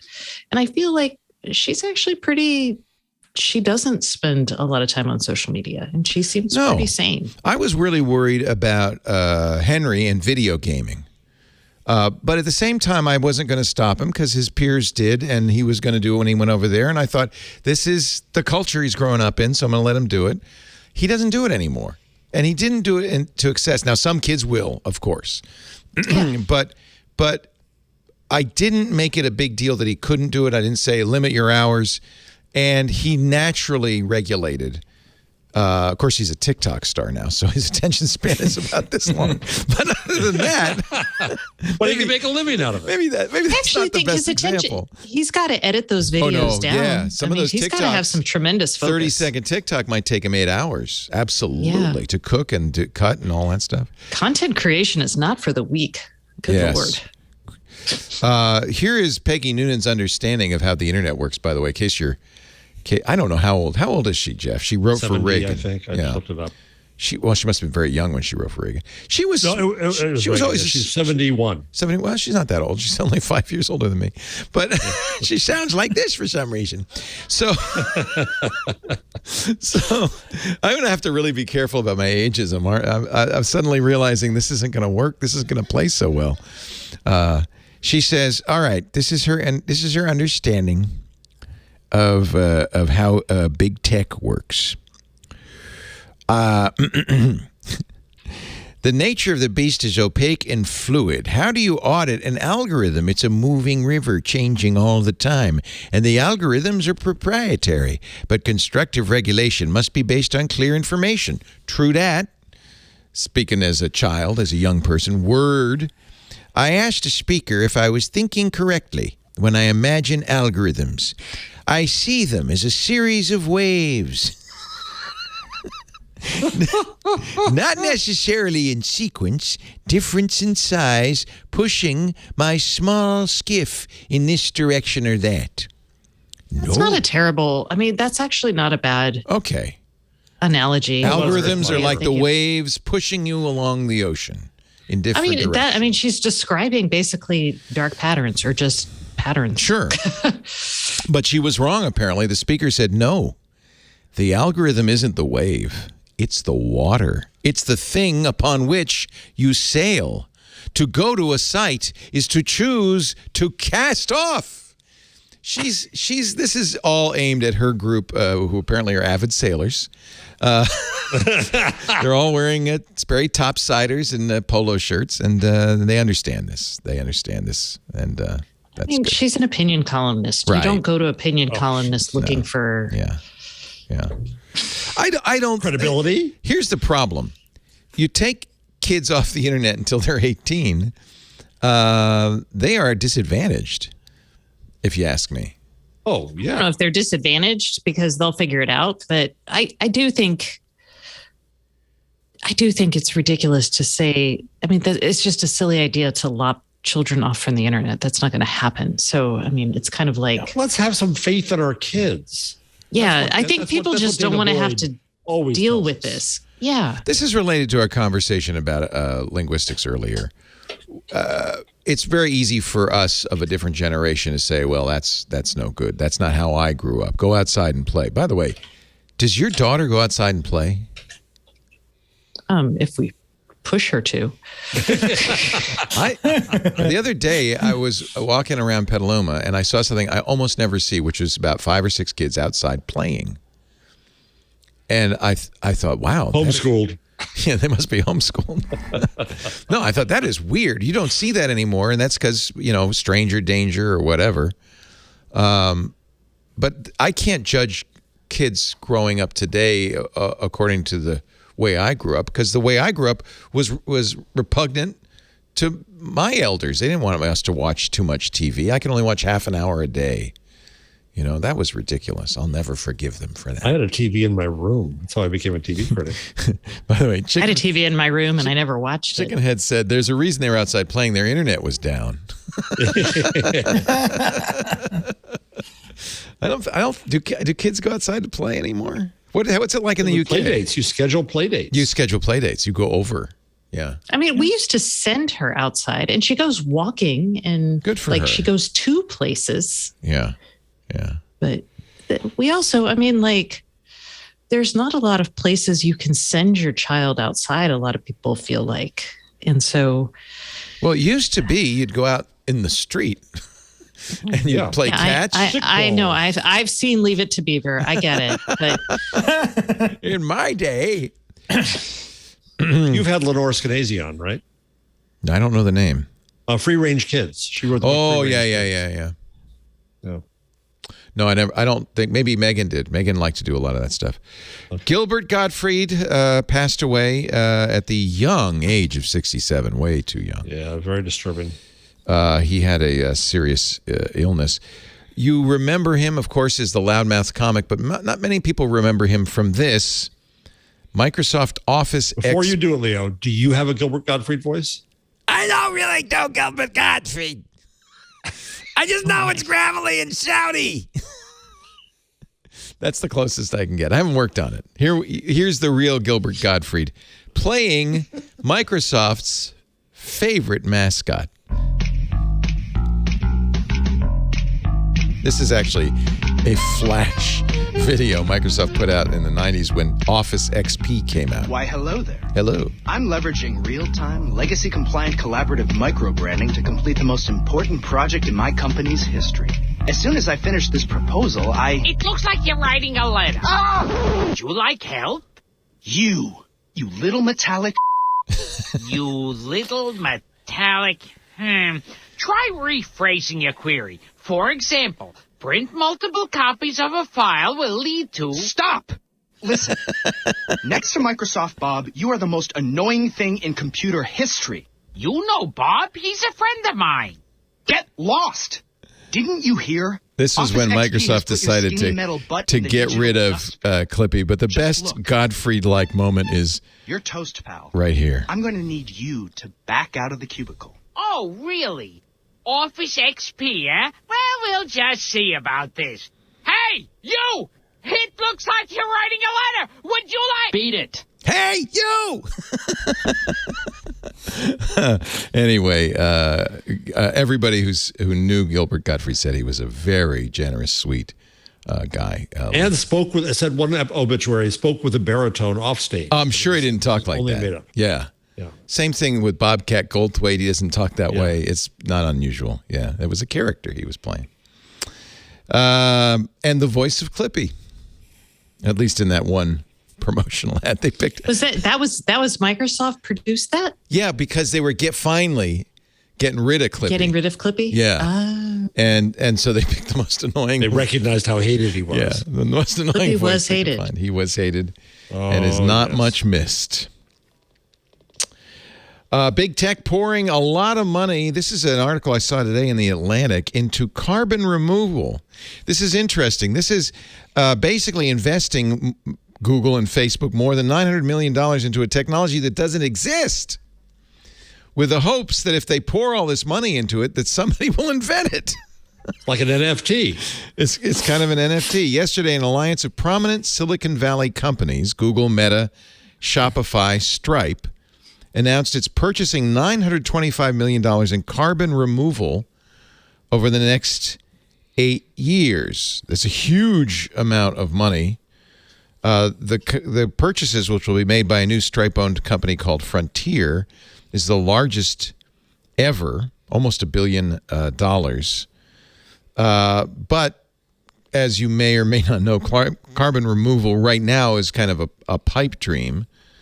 So there are a lot of carbon removal projects, 14 different startups that will be funded by this, including Carbon Built, which is to sequester carbon by capturing it in concrete. The Future Forest Company, which seeks to accelerate the natural process of rock weathering. What does that mean? I don't know. There's a link. Project Vesta, which wants to line beaches with a carbon-capturing mineral called olivine. There is a kind of a precedent for this. In 2010, The Atlantic says, a set of donors committed $1.5 billion to buy doses of vaccine for Streptococcus pneumoniae before it had been invented. It's called an advanced market commitment, and it spurs, if it works, the rapid invention and deployment of a product, in this case, a pneumococcal vaccine, which has since saved 700,000 lives worldwide. So it worked in that case. But I've been writing about carbon sequestration since I was in college, working like an internship at Business Week. So some of these are, I'm like, yeah, sure, maybe one day. They've got a lot of money to spend. This is a big deal. I mean, the government's not funding. It might be greenwashing, or it might be real. Yeah, I mean, we need to do it. We don't have the federal budget going into a lot of this stuff. Right. And I think, would I like a more organized response than like private companies finally deciding that this is what they should do? Yes, but we don't have that. So this is different from carbon credits. Mm-hmm. Or I guess it could be a kind of carbon credit. I don't know if that qualifies. We buy, for instance, at Twit, we buy every month carbon credits to offset the carbon we use with our lights and all the power we use, from a firm called, I can't remember the name of it, but actually I think I have it here, TerraPass. And so I think they do a variety of different projects to offset carbon, whether it's plant trees, although that's often been... Carbon credits are a little bit of a scam. Yeah, well, right? I know. Okay. But I want to do something, I mean, maybe I should buy these carbon sequestering technologies. I don't know. Yeah. Well, I mean, who knows how we're going to get there. Right. We feel like, Lisa and I feel like we've got to, this is the least we can do. It might be quite literally the least we can do. It's more than plant trees, though. They do local projects. They have a large variety of things that they do. I picked this one because the Yale School of Forestry recommended it. And I figured, well, okay, they must know. Or they must have gotten money to recommend them. No. It wasn't in a context like that. It was actually an interview with somebody in the forestry department. And they said, well, what do you do to keep the world green? She said, well, most of us, when we travel, we'll buy carbon credits from TerraPass. And they mentioned another company, I think. So, hey, these are foresters. They do. This company does a lot about it. But at the same time, I understand completely. It's like a drop in the bucket. Let's try it all. Let's try everything. Let's do everything. Do stuff, man. That's why Lisa and I drive all electric vehicles. Or we have solar panels, and we could stop doing as much. We could stop buying as much. Stop. Well, I agree. The best thing to do would not be to have personal car ownership, for instance. That would be a fantastic solution. But Intel has said we're going to have, well, sort of, net zero carbon by let's see, 2040. Is that okay with you? The problem is it only affects scope 1 and 2, which is raw materials and manufacturing. It is not going to affect scope 3 emissions, which it turns out are the biggest source of What's carbon the pollution footprint of chip fabbing? Pretty bad. Water and it depends on what you're measuring. Yeah, there's the water aspect. There's a lot. A lot of bad chemicals. Well, also, like, it takes a lot of mining to make the pure silicon as well. Right. So, yeah. The chemicals that are integral to Intel's process include perfluorocarbons. Those are not good. I remember PFCs. that. Yeah, PFCs. And other gases that warm the planet thousands of times more than carbon dioxide. The problem is they still need to make chips. and they don't yet have a way to do it without perfluorocarbons, among other things. We're still waiting on those room temperature superconductors. Yeah. One day. Someday. Yeah. Someday. That's coming when we get carbon sequestration all wrapped up. Yeah. All right. Yeah. Let's cheer up because finally we have free V. Amazon is renaming Imdb TV, which is way too many letters. I didn't even know it existed. Did you know it was Imdb TV? You know what? I threw this in because there is a large contingent of our audience that says you never talk about free TV solutions like Tubi and Pluto and IMDb TV. These are ads. IMDb TV is fun to say, by the way. IMDb TV. IMDb TV. I get rid of that. IMDb TV. I like that. Yeah. Free V, though. I don't know. Free V's got to kind of like... The whole idea is you get television, ad-supported television, over the top, over the internet. And that's why Amazon probably is interested in it. They're going to move... It's called AVOD, Advertising-Supported Video on Demand.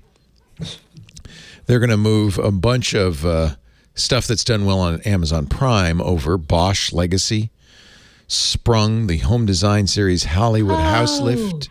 Okay, so it's another revenue stream for their content they put on Prime Video first. So it's like windowing. That's actually pretty savvy. Right. Yeah, okay. Amazon hasn't released an active user metric for FreeV, according to TechCrunch. But in May, they reported they have 120 million monthly active users across all the ad-supported content. IMDb TV, Twitch.tv, live sports. So that's a lot, 120 million MAUs. Ain't bad. You know who doesn't have a lot of MAUs? CNN.com? Or CNN, sorry, not CNN.com. Plus. CNN Plus. They're not doing so hot. New, but it's not a good auspicious beginning. Yeah. So they're saying now 10 million daily active users. No, that can't be right. Is that right? No, there was 10,000. 10,000. That's a difference. There's a difference. A few extra zeros. Yeah, 10,000. We actually have more than that. That's actually what I was thinking. I was like, oh, Even man. here. Yeah. We have Okay. significantly more than that 10,000 daily active users on And Twitch. how much have they spent so far? It's a huge. 300 million? Oh, It's like Quibi. Well, but this one I think they're in for the long haul because they realize they've got to do something, right? Streaming. Or they've got it. They're now part of the Discovery thing. Yeah, they Virgin, merged. They're going to cut the heck out of it with the new boss, I bet, because it was the old boss's idea.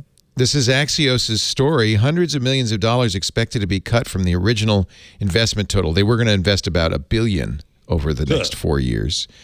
The new company's leadership team has yet to decide the ultimate fate of CNN Plus. Chris Licht, who is the new boss, starts May 1st.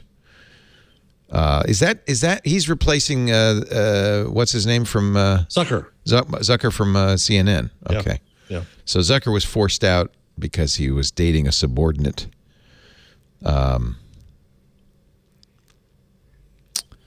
Hiring has been frozen at Warner Media for the past 6 weeks. This is all Axios' reporting. There's a sense of confusion internally as to why CNN did not push back the launch of CNN Plus until after the Discovery merger. The other problem I've heard from people saying, but it doesn't have live news on it. Yeah, you can't get CNN. Yeah, so because that would piss off the MSOs. The cable companies, yeah. Yeah. What is that? The innovator's dilemma, right there. Yep, in a nutshell. Yeah, Stacey, right. They say much of the subscriber opportunity should come from international markets. So in other words, they don't piss us off the U.S. MSOs. Yeah, but I mean, if you don't have news, what is CNN? Right. Well, it's a bunch of food shows. Yeah. It's CN, yeah. Yeah. CN. Cable Just network. It's cable network. Without news, it's just the cable network. In the U.S. yesterday, CNN launched on Roku, one of the largest smart TV companies in the country. That might help. It wasn't on Roku. Okay. But yeah, there's a lot of flux happening at the top. So, and that's there's a lot of flux happening in general. Yeah. What? Yeah, but who watches those shows? I know. Well, only 10,000. It's just CNN. I don't know who watches CNN just in general. The 10 million, by the way, was in my mind because that's how many subscribers Disney Plus got in its first few months. 10 million. So 10,000. Right. $60 a year. Yeah, it's $5 a month, right? Yeah. Up to 12 live, daily, and weekly shows each day. So they do have live, but they're more like talking show things. Interactive Q&As with experts via the Interview Club. Commercial-free, unlimited streaming. It's a podcast. Yeah. On-demand original series and films, live news coverage, and exclusive reporting. So they'll have some kind of... Have any of you sampled it? I haven't. And I watch CNN every night. I go home and... I don't watch news shows, I'll be honest. So I'm not great. I think MSNBC is going to be in the same trap because now Rachel Maddow is going to go to Mondays only for some limited period, by the way, until she goes off and does other projects. Oh, that explains it. I tuned in and she was on. I thought, what are you doing here? I thought you'd left. Not quite. Okay. She's got 1 foot left in the door. It's like it's a slow roll. I hope these aren't your numbers of the week. Did you do the security costs of security, corporate security? I did do the CNN, but that's okay. Okay, you still have one. I won't touch it. I won't touch that last one. So it's apparently, I didn't know this. Mark Zuckerberg only gets paid $1 a year. Okay. But his security is $27 million. Ooh. Of course, he doesn't get any of that unless... Well, given the coverage about him, I got to say... Oh, it's worth it. Every penny of it. He's the most expensive security CEO. Actually, his number two, Sheryl Sandberg, is $9 million. Sundar Pichai only costs $4.3 million a year. CEO of Snap, Evan Spiegel, $2.3 million. Larry Ellison, bigger than his 2.2. britches there, I'd say Snap. Yeah. Yeah. Nobody's going after you, Evan. Well, you know what? Their offices are down there on Santa Monica Beach and Boardwalk. Venice Beach. So it's a little. Is it a function of location or how much they travel or Jeff Bezos, $1.6 million. They don't. What they tough don't now. He's tough. He travels can further fight than off anyone, anybody. He could protect himself. He wears Jarvis. Is that the name of his clothes? Jarvis? No, that's the movie. Oh. The Jarvis suit. Oh, the Jarvis suit. Warren Buffett, only $273,000, but he only goes to McDonald's and back. He doesn't. Yeah, exactly. Yeah, he lives in Omaha. People come to him, yeah. Yeah. Wow. That includes a private aircraft, of course. Let's see. The filing attributed the higher cost to regular personal travel, COVID-19 protocols, and the increased expense for security personnel. I wonder if it was because he did that thing around the country. Was that last year? No, that was 2 years ago. But yeah, pre-pandemic. This is up over that. Now, Stacey. Yeah, everything's 2 years ago. Life was 2 years ago. It's coming back. I did a business trip. I bet you Elon's got some pretty hefty security. Although he's got a lot of children. He's got 8 kids. So I don't know if 8. Yeah, he doesn't have a home. He's homeless. He's not homeless. He's living in somebody's mansion in Austin. Couch surfing does not count. Okay, the person doesn't live there. Oh, okay. He's got a whole city where his spaceships are. That's true. In Boca Chica, he probably has a rather large bachelor pad in Boca Chica. He's still sleeping on the floor of his factories, y'all. Come on. That's why he's up so late tweeting. Let's see. I should hustle this along. Changelog. We got to do the changelog and all that stuff. We're not even close to done. You know, I have so much fun talking with you guys. We rarely get through all of our stories. What's your longest shows normally? Which show? Which show? This one. It's always this show. Stacey growls. Stacey's like, oh man. I had cake in the beginning, so I'm okay. Oh, good. Is it somebody's birthday? My birthday was yesterday. Happy birthday! Happy birthday! Oh, that's great. Did you? There was cake. What else happened? There was cake. Yeah. Nothing much happened. I did all my birthday stuff. I went on a hike over the weekend. Nice. Because yesterday it snowed. What? Jeez. I know. I was like, hello, it is snowing. It's like snow. That's a Alanis Morissette song, right? It's like snow on your birthday. I'm pretty sure it was rain on your wedding day. But yeah, close. Thank you. Thanks, Alanis. Let's do the Google changelog. The Google changelog. Kevin, this is where I pretend to care about things Google's up to. We haven't had a lot of Google the audience news. told them to. Yeah, they made me do this. Google quietly launches its awaited switch to Android app for iOS. Have you been awaiting this? I don't know how. It promises long awaited, a decade. Jeez. Yeah. Apple's had a switch to iOS forever on Android. The app promises you can write software for Android. Apple won't let you ship it on. Oh, there you go. That's a good point. I wonder how they got this past Apple. That worry about antitrust. Oh yeah, you know what? That's exactly what this is. That's why finally. It promises to make the transition between mobile platforms easier to manage. You know what the number one feature? It instructs users how to turn off Apple's iMessage so that you can get text messages on your Android device. It's not easy, kids. Not easy at all. There was a switch to Android website, but it doesn't mention the app. And the company has not officially announced the app. So I think they're trying to sneak in under Apple's radar. Shh, don't tell anybody.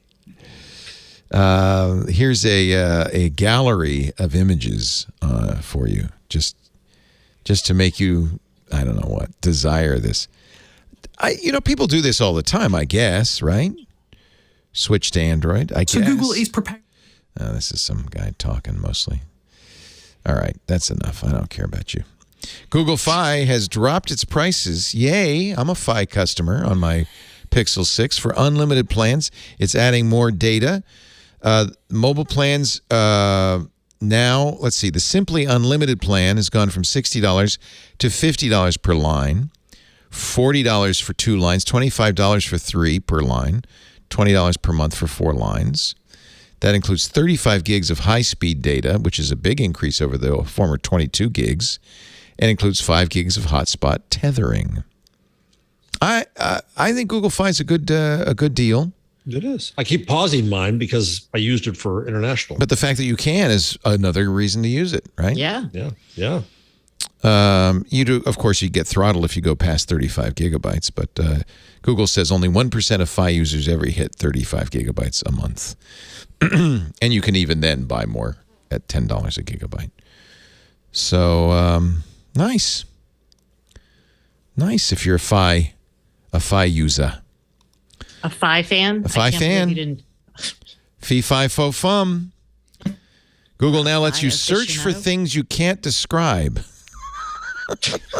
I laughed at this, but I was also like, well, yeah, that is what I need. So sure. Yeah.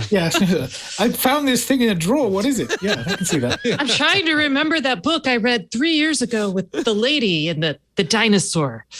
What was it? I want something that looks like, It's kind of that way. Like the example that The Verge gives is you like this dress, but you want it in green.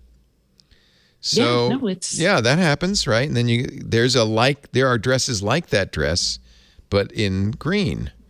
It's a Google Lens feature, sort of, too. You can. She's taking a picture of a notebook that has nice leaves on it, and she's searching for wallpaper, drapes. Could I live around that notebook? That's kind of interesting. Or like I would type a house. I want my house to look like that. So this is an interesting addition to search. These are AI models, I guess, that have to understand. Oh, did we talk about DALL-E? DALL-E 2? DALL-E 1? DALL-E? I put on a link to DALL-E there. Last week I tried it, but that link, I can't find that we'll link get anymore there. You can actually That's do it. not a changelog. Please, let's stick to the... Sorry. My bad. Please. We do it. That's a compliment to this, isn't it? Yeah, it's the side talk is what makes it so exciting. Google, no, it really is, actually. Google joins Samsung. It's definitely not your delivery. It's not my delivery. Ho hum. Google joins Samsung in working with iFixit on a self-repair program. You repair your own phones? I have. My Pixel 4. I told you that. I got an iFixit battery and spudger and all that, and I did it myself. Just for the experience. That's the sci-fi board voice. I read a whole article on this. That apparently it's taking over in sci-fi. This kind of like this voice, like at the beginning of Her, the way Joaquin Phoenix is kind of down, is a way of expressing that you're in a dystopia. They use as an example the voice. The Google changelog, a.k.a. the Twig dystopia. Dystopian, yeah. You know you're in a dystopia when you hear my voice, and I'm... The latest Android 12 QPR3 beta includes a fix for dirty pipe on Pixel 6. Dirty pipe is an exploit that you probably will never encounter that gives an attacker full control of any Linux-based device, including Chromebooks and Android phones. You have to have a fairly recent version of the Well, it's kind of interesting. You have to have a recent enough version of Linux kernel to be subject to it, but not the most recent, which is fixed. Unfortunately, the Pixel 6 and the S22 from Samsung are vulnerable, so fixes are going out. They spent some time talking about this yesterday on All About Android. Samsung says they patched the dirty pipe in the Galaxy S22 in the April update. I just checked this morning, just now, in fact, right before the show. I do not have the April update yet, so come on and get me, hackers. My dirty pipes are open. And that's the Google changelog. DALL-E, this is from OpenAI, DALL-E-2. What is DALL-E? We just did the entire changelog? Yeah. Yes. Sorry. I got distracted. She was doing something else. I was looking at DALL-E. You complain about my voice, but you're not listening. I was making corgis and top hats. On DALL-E, I hope. Yes. So DALL-E can make realistic edits to existing images from a natural language caption. So is that what you were doing? Yes. So you give it an idea of something you would like to see, and it makes it. So, corgis and top hats. I tried last week to do squirrels fighting, and it didn't work. What did it give you? Now I want to do squirrels fighting. Weird shapes. I should have saved it. I accidentally. So here's the girl with the pearl earring. I don't know. It doesn't say what they did to. It's just DALL-E just changed it to a different girl with a pearl earring. It's in the style of the girl with the pearl. Yeah, here's style of Vermeer. here's the kiss, Gustav Klimt's famous painting, and here's somebody else kissing. It looks like in a sleeping bag. Here's a bunch of Ratatouille style rats, and here's some more. Oh, look at an afternoon in the park with George. Still pointless, but the trees now are apple trees, and instead of dogs, they're pigs with muzzles. So that's fascinating. So that's one of the things it does is it just takes images and modifies them. You could text description create, like if you write an astronaut riding a horse in a photorealistic style, you'd get this. If you say teddy bears mixing sparkling chemicals as mad scientists as a 1990s Saturday morning cartoon, well, that's pretty good. But that's why it's fun. These are all the examples. So where do I get to do it? You have to join the wait list. Down. Oh. Yeah, they had it up in the story about it. A lot of people are playing with it. Now it's down. They put it on a wait list. Yeah. But you can see a lot of people's efforts with it, and they're super fun. Yeah, polar bear with a bass guitar, kind of a Mondrian painting. DALL-E 2. This is their video, I guess. I mean, it's basic, with like GPT. GPT. But yeah. It was. So it's sort of a general AI taking a dog and making it a cute cat. Yeah. That's pretty good. I don't trust these examples, though. No, that's why when I did it, it was really, it was like the they AI cherry pick the good ones, like all of these things. Yeah. Yeah. Like the text writing ones as well. Okay, well, if one of you gets into the trial, let me know so we can play with it. That'd be fun. Here, let me see if this will give you something. Okay, go to this one here. Copy. Where do you want me to stick this link? Put it in the chat room, IRC. IRC? All right. Do. Ta-da-ba. LessWrong.com.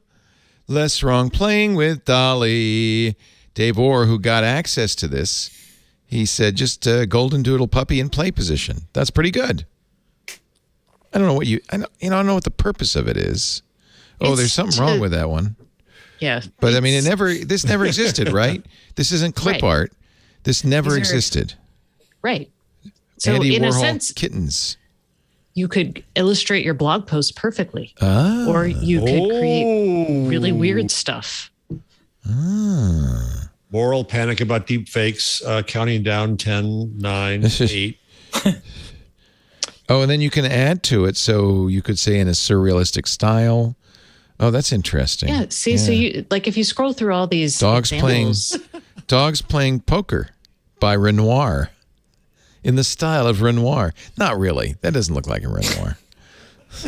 Especially with the dogs. Potato wearing a trench coat in a heroic pose. 3D digital art. Nice. I mean, I didn't know I wanted to see that, but here's a poem about the singularity written in a serif font. Steiny Snitty Griffey. I think that's. It looks more like text than a lot of these things look like text. So yeah. A poem about the singularity on the back wall of a gymnasium. Interesting. Well, I like the idea. I can't wait to play with it. I mean, it's a good way to explore. And people have already been exploring like a CEO and it shows only white men, or a nurse and it shows only Asian women. Right. You know, so but it's a good way to show like where our biases are. Oh, look at this. Oh, this is the one you liked, Heroic Potato? Yeah, that's good. That's good. Combine this with Wolfram Alpha, you could get some interesting effects. This is interesting. I like this. I'd like to play with it. You know what? It's just a matter of time before this becomes better and better and better. Look, see, here's stock art. Hello world printed on a computer screen. Yeah. My favorite is Hell Word. The new Hello World. Look at that. So which is nice, in this blog post at lesswrong.com, he's putting a whole bunch of the images it generated instead of cherry picking the one that's great, right? Mm-hmm. Right. And that's what GPT always has been. You know, if you ask it to write some prose, you pick 1 out of 20 samples. Oh, this is cool. An outback Australian landscape with T-Rex dinosaurs being chased by ducklings. These are better than every single NFT I've seen. I know. Yes. I know. That is. What's your take on Web3, Kevin? I'd really like to know. Let's have can we brew a cup of tea for this? Okay. I feel like we've got to sit down. Go get some tea. This is good. Sit down, boys. Well, I can give you the short version of it. I mean, basically, it's not the web, so go away. It's That's good. I like it. The web doesn't have version numbers. Web 2 was a mistake, or rather, it was a sort of marketing thing. Web 3 is we're trying to break the web. We're trying to make the web not the web. We're trying to turn it into some weird financial nonsense, and it's all hand waving. There's nothing that there's no there, and it's basically Dixon and Co. at A16Z trying to bump and dump things. And yeah, like this NFT vending machine in the Manhattan Financial District. The prices of NFTs range from $5 to $420. You put in money and nothing comes out. You get a QR code to scan. Actually, something apparently does come out. What's this like? Bitcoin ATMs don't ever give you any money; they just take it. Yeah, I'd rather go to my burger. What a good design is that, right? That's a great design. They give you a QR code, you scan it. Now the Bitcoin is in your wallet, though, right? In theory, but they've got the dollars. Yep. Okay, good. That's my take on it too. Thank you. The Web3 is not. Web3 is going great away. as a site to read about it, which I'm sure you've already covered, right? Yeah. I mean, it's Andreessen Horowitz's attempt to, make money. That's their job. I don't blame them. Yeah. No, it's basically speedrunning financial crises. Oh, that's a good BOMO. Like that. There we go. There's our new title. I tell you what, Kevin's better than DALL-E. Kevin is artificial. Pop in a coin, give him a concept, epigram. Craig Newmark has put $50 million into, complete this sentence. Jeff Jarvis. Jeff Jarvis. No. No, cyber security. Cyber Sybil defense. Yeah, he's worried. Yeah. What is it? So he's going to focus on expanding cybersecurity education and literacy. This is all through Aspen Institute's Aspen Digital Program, opening career opportunities in the cybersecurity field in an inclusive manner. There are certainly plenty of career opportunities right now in that field, and developing security tools and services for protecting individuals and small businesses. It's kind of a vague portfolio, but okay. Is Aspen Institute good? I mean, they'll be good it's stewards It's run by a friend of ours named Vivian Schiller, or the digital piece is run by a friend of his and mine named Vivian Schiller. It feels so fancy, though. Like, how are you going to get the right people there? The Aspen Institute. Yeah. Well, they do the. You do ski, security. Don't you, Stacey? Well, I've done it. I've done Aspen. I've done Aspen. Well, so even the dogs get facelifts in Aspen. Let's put it that way. But whatever you do in Aspen, do not, if you're a dog, hang around a Roomba. Here it is. It finally happened. Ladies and gentlemen, I give you the vacuum that ate Buddy's tail. I watched that 10 times. You did, really, Jeff? Did you put this in here? All right. I put it in. Of course I did. Okay. Of course, you All couldn't right. guess that? Okay. You think Jason will put something like idiotic like this in there? No, he's serious. And I don't put things in there at all, so you knew it wasn't me. Then you must have also put in audiobook narrators as a TikTok thing. This is interesting, I thought. 10 audiobook narrators you need to follow on TikTok. See, I know a lot of these guys because I listen to audiobooks religiously. Right. So they all do something different. Getting back audio corrections. The mistake says you said bloosh instead of blush. You know what? I probably did. Let's see. I nod my head as some of the bloosh dissipates. That's pretty good. That's Kelsey D. Navarro. Okay. Here's Cindy K. I don't know if I can play this one. She's narrated The Empress of Salt and Fortune, The Mermaid from Jeju and Scattered All Over the Earth. The blooper knows bad words. Bad words. Okay, we'll skip that one. Michelle Lee. I've listened to some of her books. Actually, Lisa has. The Red Palace, Mark of the Empress, Snow Roses. Oh, this is funny. Yeah. Today's narrator trip up is I arrived at an abandoned encampment.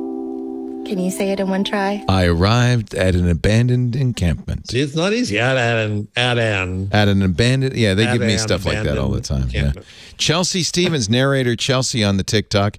She's done Catherine Ann Porter's Pale Horse, Pale Rider, Montessori, The Science Behind the Genius, and many other books here. Starting a new audiobook. Get coffee, get cozy, get reading. I'm going to look up any words I'm not sure of, any accents, any pronunciations, So this is more any like foreign languages, how she does it. so I can ensure correct pronunciation. Then, when I'm all done with that, I'm going to get water, and lots of water. And vodka. And even more water. Well, she doesn't go to a studio. She does it at home. Yeah, I imagine a lot of people do. That's a lot of water. When it's time to record, I'm going to grab my most inspirational cup, get some I'm bored lovely already. tea, and then get... See, these TikToks, they get too long now. Natalie Naudus. Yeah, I know. 30 seconds and Short I'm out. attention span. Hey, Are there only women who do? Is it mostly women who do audiobook? no, but apparently that's mostly women who do audio narration on TikTok. Okay, yeah, I just don't know. Audiobook narrator. Ooh, she's got a nice voice. Absolutely nobody. Nice It voice. is day 4 million of winter break. It feels like my children are never going back to school. I get them outside. I do some stretching, aka contemplate existence for a little bit, drink some tea. I get like a her little voice. cardio Yes, in. voice. She has It's a pretty voice. chilly outside. The barn cat has come in to warm her toesies. She lives out. I would listen to her books. Here's a guy, Ronnie Butler Jr. He's narrated Peng Shepard's The Cartographers, How Long Till Black Future Month, and Rebound. Let's listen. All the while, her inner muscles had clenched him. Okay, we can't do that. That's pornographic. I was not prepared for that. I was like, I've read How Long Till Black Future Month, and I was like, oh. I don't think that's from Black Future Month. I don't think so. I could be. I'm listening to one right now where whenever, because one of the hard things for an audiobook is when you get a quote, but you don't say quote, how you signal that it's a quote. Yeah. And usually just a little I pause. do it like Gilbert Gottfried. Well, the one I'm listening to now goes into a higher level whisper, Higher. quote, and then back down to this, and then a higher level. The real challenge is when it's male readers doing female voices. Is yes, sometimes comedic. yes. Okay. I've returned audiobooks, which Audible lets you do. God bless If them. you don't like the reader. If the reader, if it's like a book about Germany and they can't pronounce anything in German, drives me bat. Yeah, that sorry, John. Batty. Oh, I hear that all the time. Do you say, now, Kevin Marks, you're probably an authority on this. I'm going to ask you, Kludge, as in, a kind of ugly programming trope. How do you pronounce that? I'm not sure because I think it's one of those words I read before I've heard anyone say it. So I would have said kludge. Yeah. But I think it is kludge. It's kludgy. Yeah. It's kludge. I've always said kludge. And then I listened to one of my favorite readers doing Microcosm, which is one of my favorite books about the technology revolution. And he called it a kludge. No. And I thought, maybe that's a British pronunciation. That's why I asked. Well, I didn't know think that you riffle through things, but apparently that's how things like audiobooks have been like an eye opener. Riffle, not rifle. Yeah, Riffle. It's got two I Fs. don't know this. Fs. It's two Fs. It's riffle, like wiffle ball. Yeah, it's not a again. wiffle ball. I just You read can rifle before. through things too. That's a sort of parallel meaning. I've heard That's rifle, sort of but is one that way the of doing same it. meaning as riffle? No, that's more like sort of more violent somehow. Like in my rifle. head. If you're Maybe I'm just making rifling this up through now. somebody's belongings, you're you're kind of rifling them. throwing them around. it's Riffling is like flipping the pages. Here's Grammar Girl, by the way, who has Riffle versus rifle. Yes, they don't mean the same thing. Yeah, okay.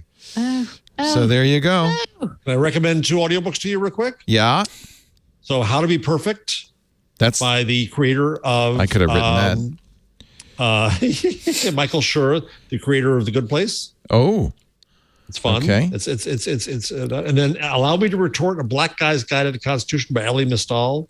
You have to listen to the audiobook version of it. He's on MSNBC all the time. He's brilliant. yes, I saw him talking about that, and I put that on my list to be listened to. It's amazing. How to Be Perfect: Really The Correct Answer to Every Moral Question by Michael Schur. Oh, love look that at show. Kristen Bell is in it. Ted Yeah, Danson. they make little tiny nice, voice cameos. nice. I was like, are they cameos if you're in the voice? That's what I was trying to think. Yeah, they're cameos. Yeah. What was the other one? If you listen to sorry. The other one is Elie Mystal's Allow Me to Retort. That's right. A Black Guy's Guide to the Constitution, which can play apparently the, I actually put this on my wish list because I figured this is going to be awesome. Here, I'll play a little bit just so you can hear Ellie. Trolling the Athenian Illuminati is not what got Socrates a death sentence, however. Socrates' sophistry was mainly a front for anti-democratic, authoritarian views. Did you write this, Kevin? Kevin's prose read by Elie Mystal. That's good. I like it when somebody like that reads their book because they have a voice. Yeah, he gets angry. But right then that drove me nuts because I'm listening to him at 1.75. Oh, at that speed, that's fast. That drives me insane. Yeah, see, I cannot hear. You're spoiled for normal prose, normal conversation. Well, when I try to read a book, when I try to voice the book, they got to give me wait a drugs minute. to slow When me I down. do the Google changelog, do you listen to that at 1.75? He doesn't listen at all. He's on Twitter. Oh, that's right. Okay. Yeah. He's exploring typefaces I sent him. Probably a good policy. Yes, Mr. Marks. I don't tend to listen to audible books. The only one I listened to was the Sandman one because that was so well produced. Oh, wasn't that great? I listen to anything Dirk Maggs does because he's basically doing radio drama pretending it's a book. And Well, it is. It's radio drama. Exactly. Yeah. Sandman is a perfect example. But I do didn't listen to used Neil to listen Gaiman's to. do listen to Neil Gaiman's narrations of his books because he does a beautiful job. he does it good too. But the adaptations that Maggs has done for those ones, he did cover for the BBC as well. They were very good. I should play a little of the The Sandman. Go Layman ahead. Trilogy, The other one- an audiobook, is amazing. I couldn't see the play because I wasn't going to go to the theater and see anything these days, and it's almost theatrical. Which play? The Layman Trilogy. The Layman Trilogy. LEHMAN, about the Lehman Brothers, the rise and fall of the Lehman Brothers. They made a play out of that? They made a play out of it, but the book is actually in Italian. They made an translated. opera as well. Yeah, I think so. Stefano Massini. Narrated by Edoardo Ballarini. Just in his thoughts, before his eyes. Baruch Hashem. Okay. That's one. I'm putting that in my wish list too. Cloud Cuckoo Land. Have I recommended that to you? Because it's got a little sci-fi feel to it. Now you might like say that one. Cloud Cuckoo Land, but I'll say No, I might not. you might not. Anthony Dorr. The Light We Cannot See. All the Light We Cannot See was great. Yeah, it's okay. great. Adding that to my wish list too. Do you have the Immortals? The one right below that is very good too. The Lincoln High. All I've read of Mortals is the Russian. Yeah, which I waited for. I thought it's too popular. I'm not going to like it. I love that so book. good. It is. Gentleman in Moscow. Gentleman in Moscow. So I'll have to good. read this new one, A Lincoln High. This is very Lincoln different. Highway. Very good. Oh man, He's very nice on Twitter. He's a good writer. Immortals. He responds to you on Twitter. Does he? Yeah. It's a nice Wow. guy. He's writing a new book now. Gary Steingart. I like. Oh, I In fact, read was Our supposed- Country Friends. That was fun. What'd you think? It was fun, wasn't it? I liked it much, but actually, because sometimes a little Steingart goes a long way. Because I'm kind of like, I'm so over his morose, like I'm a sad sack of a man kind of thing. Let's see if he has that voice. I was supposed to meet him for coffee on Monday, but then he had to cancel. So I can't. He was probably too depressed. Let's listen. The house on the hill was in a tizzy. Workmen's trucks streamed up the long gravel driveway. That's Rob Shapiro reading that one. This is a COVID novel. It's probably one of the first COVID novels where it's a bunch of I'm people not listening to no COVID novels. in a country home. Oh, no, it's actually fun. Oh, no. It's fun. What's her name? Oh, I can't think. Louise Eldrick? The Sentence. What is... I'm just going to find it. The Sentence. There's That's a new the name book of it. called Sentence. Louise Erdrich. Louise Erdrich. As someone who likes to read, I recommend to anybody who likes This is books. horror. No, it's not. It says it's horror right here on the top. Horror. Stacey's definition of like to read and horror, has Okay, there is a ghost. I was like, wait, why would it be horror? Stacey runs over cats. Let's not forget, just for any example. It's a ghost. It's a ghost story. It's a ghost story. It's a ghost, but it's not. It's not actually a scary ghost story. It's a meditation on reading and books and the role they play in our lives and the role they can play in other people. It's a beautiful book. And that's my wish list. Yeah. The cats haunted me. Apparently, someone came over to my YouTube channel and made a joke about dead cats. My husband looks up from the breakfast table and is like, Stacey, there's a weird comment on your YouTube page you might want to take a look at. And I was like, oh God, what does it say? And he said something about killing cats. And I was like, oh. All I can tell you is, if you're a member of Club Twit, this is something that should go in our books discussion. We have a lot of very interesting conversations in our Discord. Stacey's Book Club next month, June 16th, will be Termination Shock, Neil Stephenson's it's his newest, right? Newest novel? It's his newest. Yep. It's so long. Poor Ant. Yeah, Ant's really struggling. That's okay. There was a good essay about Stevenson and Termination Shock, which I will now try and find. All right. Basically saying he's the weird venture capitalist's house writer. Yeah, that's a fair. That's funny. Yeah. Some of the research going into carbon sequestration or carbon any sort of thing. Yeah, this is that kind of idea. Oh, I'll be listening. And then Jeff's Fireside Chat is tomorrow. Yay. 9 a.m. Pacific, noon Eastern. That'll be great. If you're in Club Twit, just go to the Discord at 9 a.m. You can ask Jeff questions. Ant Pruitt will be hosting. Ant, of course, is our community manager, as well as all the other things he does at Twit. Ant a few questions myself. Oh, I hope you do. Turn the tables on him. Yes. We've never done that. That's great. I do just that. If you're not a member of Club Twit. With, Odocta. He had me on his podcast. You did do that. I know. I asked him tons He was of questions. complaining about that. Oh, hey. Club Twit gives you ad-free versions of all of our shows. You don't even hear this plug.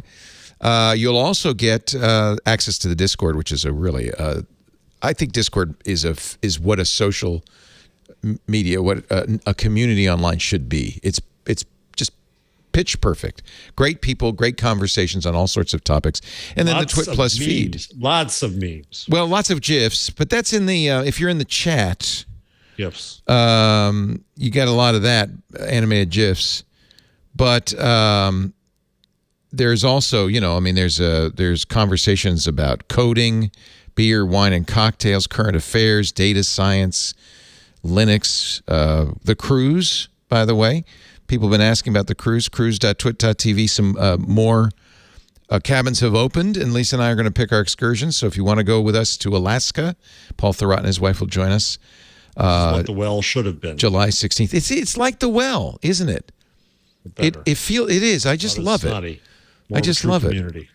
And of course, the Twit Plus feed, which has all sorts of material that doesn't make it into the podcast, including the Untitled Linux show, Stacey's Book Club's in there, the Giz Fizz, lots of extra stuff. We are going to be debuting some club-only shows soon. Some things I think you'll be very excited about. At Club, because when you launch a show, it's not big enough to get advertising, so we're kind of you do it as a loss, sometimes for years. The club gives us the opportunity to do that without the loss. So we put it in the club only. We can grow these shows. That's what happened to This Week in Space. We did, I think, 5 or 6 episodes and then put it out for public consumption. So the club really has been great as an experimental spot, as a social group. I couldn't be happier with it. If you want to join, it's $7 a month. It's nothing. It's month to month. Cancel anytime if you're not happy. Go to twit.tv/club. Twit. Let me do like Google Fi. Just like Google Fi. Except you don't have to pay by gigabyte. Let's take a break. I want to take a break and then come back. We will do Picks of the Week and we'll wrap it up because I am going to ask Patrick Delahanty. I know he's listening right now. Patrick, if you would, what is the longest show? Maybe he's already put it in there. What is the longest show? Oh, he's done it. Hours. Longest show on average? 2 hours, 3 minutes, 51 seconds. That's on average. That's the tech guy. Average Twig episode, 1 hour and 55 minutes. That's because... No, you're kidding. Well, that's because there were years of shorter shows. The average is useless. No. Yeah, no. This Week in Tech average is 1 hour 56. Yeah, what is the max? What's the longest? That's what I want to know. Patrick has the... there was one that was longer than 3 hours. He can do the SQL search or whatever. There's an API or something. I don't know. Meanwhile, let's talk about our sponsor of the moment, IT Pro TV. Actually, we've been talking about them for years, since they started. It's about 4 or 5 years ago now. I met Tim and Don at NAB, the National Association of Broadcasters Conference. They had this idea. They were IT trainers. They had this idea. We could do it like you do Twit. We could do it online, like an internet television station. They do. They have now 7 studios, running all of them Monday through Friday, all day, creating content. But it's specific to people who are interested in IT. People who want to get into IT and get the certifications to get those first jobs. People who are already in IT who want to recertify or get more experience. IT teams that you want to get up to snuff as a business owner. It is a great place to learn about IT, and I mean it's huge. If you're getting into IT, it could be overwhelming. How do you get started? So I want to suggest just go to IT Pro TV with the most up-to-date content. Every vendor, look at all the vendors, all the skills that you need to advance your IT career. Those courses go from the live studio to the library fast in about 24 hours. There's 5,800 hours of content. Look at that, 151 hours of Linux training alone. All of them in 20 to 30-minute episodes so you can binge easily. They have practice exams and virtual labs so you can get ready for those tests. April is Linux month at IT Pro TV. Woohoo! Check out the on-demand webinar with Don Pizzette and Daniel Lowry. Choosing the right Linux distro for 2022. I love that. I'm going to be watching that. The free weekend is coming up April 23rd and 24th. Lots of content in Linux, including shell scripting basics, LPIC 2 Linux Engineer. That's a cert. More about the Linux command line. Look at all these. So many more. Don't forget, your IT team can also get its training at IT Pro TV. So check out an IT Pro TV business plan. Individuals or business, IT Pro TV is the best place to learn from the best edutainers, experts in the field who really know how to get you engaged, get you excited, and teach you. Visit itpro.tv/twit for an additional 30% off all consumer subscriptions for the lifetime of your active subscription. Just use the code TWIT30. And if you're getting a business plan, tell your account executive, TWIT30, you can get a discount too. itpro.tv/twit, offer code TWIT30. 30% off as long as you stay active forever if you want. I think it's a great deal. IT Pro TV. Build or expand your IT career and enjoy the journey. itpro.tv/twit.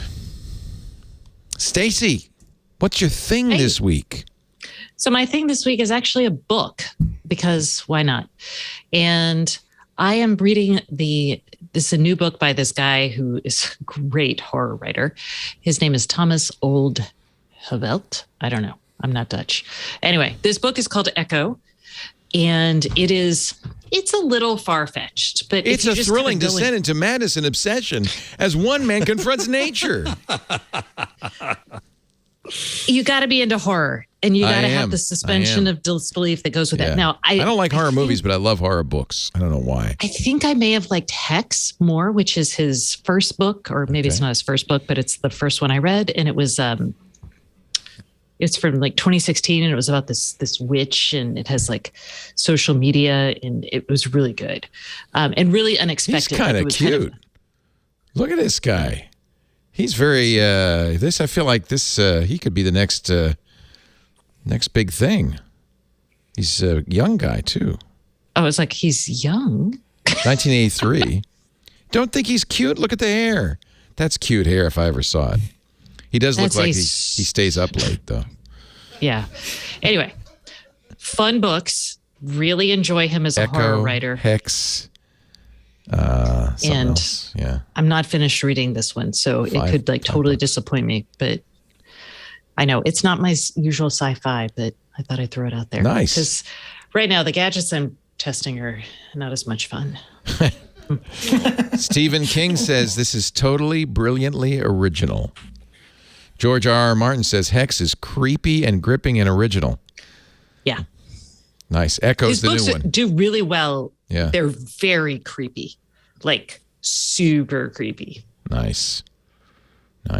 Thank you. Mr. Jeff Jarvis, give us a number. So, Stacey, I'm curious, does your daughter bought any clothes from Shein, which we might think is pronounced Shine? I always pronounce it Shine. We don't, because we are against fast fashion. It is fast, all right. Oh, is it ever? According to Benedict Evans in his newsletter, they've just raised money at $100 billion valuation. Whoa. They're now bigger than Zara me. and H&M in the U.S. fast fashion market. They add 5,000 to 10,000 new SKUs a day. Oh, that's the fast and fast fashion? Wow. A lot of turnover. It's very inexpensive, right? Super cheap. Yeah. Do short-run manufacturing, 500 units based on browsing behavior, says Ben. They have no advertising budget. They have a huge advertising budget instead of building budget. And so it's the second Chinese global breakout after TikTok. And if you look at it, it's not for you or me, Leo, or you, Kevin. Sorry. Very TikTok-y, very frilly, very kind of...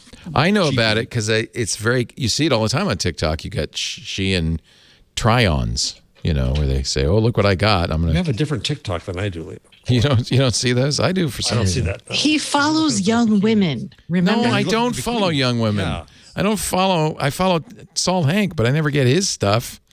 I only get, try-ons. It's not always sexy. It's just could be things. Look, they have some guys. Look, Jeff, you'd look great in this. Stay wild. I certainly would. Stay wild, Jeff. It's like Minecraft invaded his clothes. I found my... Ooh, how much does that cost? $8.90 for the tee and shorts. Cheap. Got to be made by slave labor, right? Oh, God, yeah. Wow. It's Uyghur pajamas. How do you think people in, concentration camps making this stuff feel like they're going, these freaking Americans going to wear this stupid pineapple pants, this If you didn't see it on TikTok, Leo, would you have been aware of Shein? No, because Lisa would not wear this stuff either. But Stacey, I would be aware of it. Aware of it because it's because I like fashion. So you follow. I kind of I follow fashion information, I guess. Yeah. This stuff's. Look at this. This dress is $11. I don't know how you can ship it for that much. Yeah. Wow. Well, is shipping free or not? No, it's not free. $3.99, and then it's free if you order $49. So it's free probably because everybody's going to order them with it. And you can get a mommy and me dress to match for only $7. I don't think anybody who's buying these clothes has children, do they?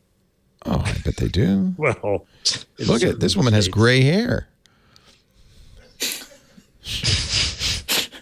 She's 28, but she's got gray hair. She probably dyes it gray, come to think of it. Look at it. Yeah. Yeah, it's a very hot color. It's like a man wearing a Homburg. People dye their hair gray? Oh, yeah. Yeah.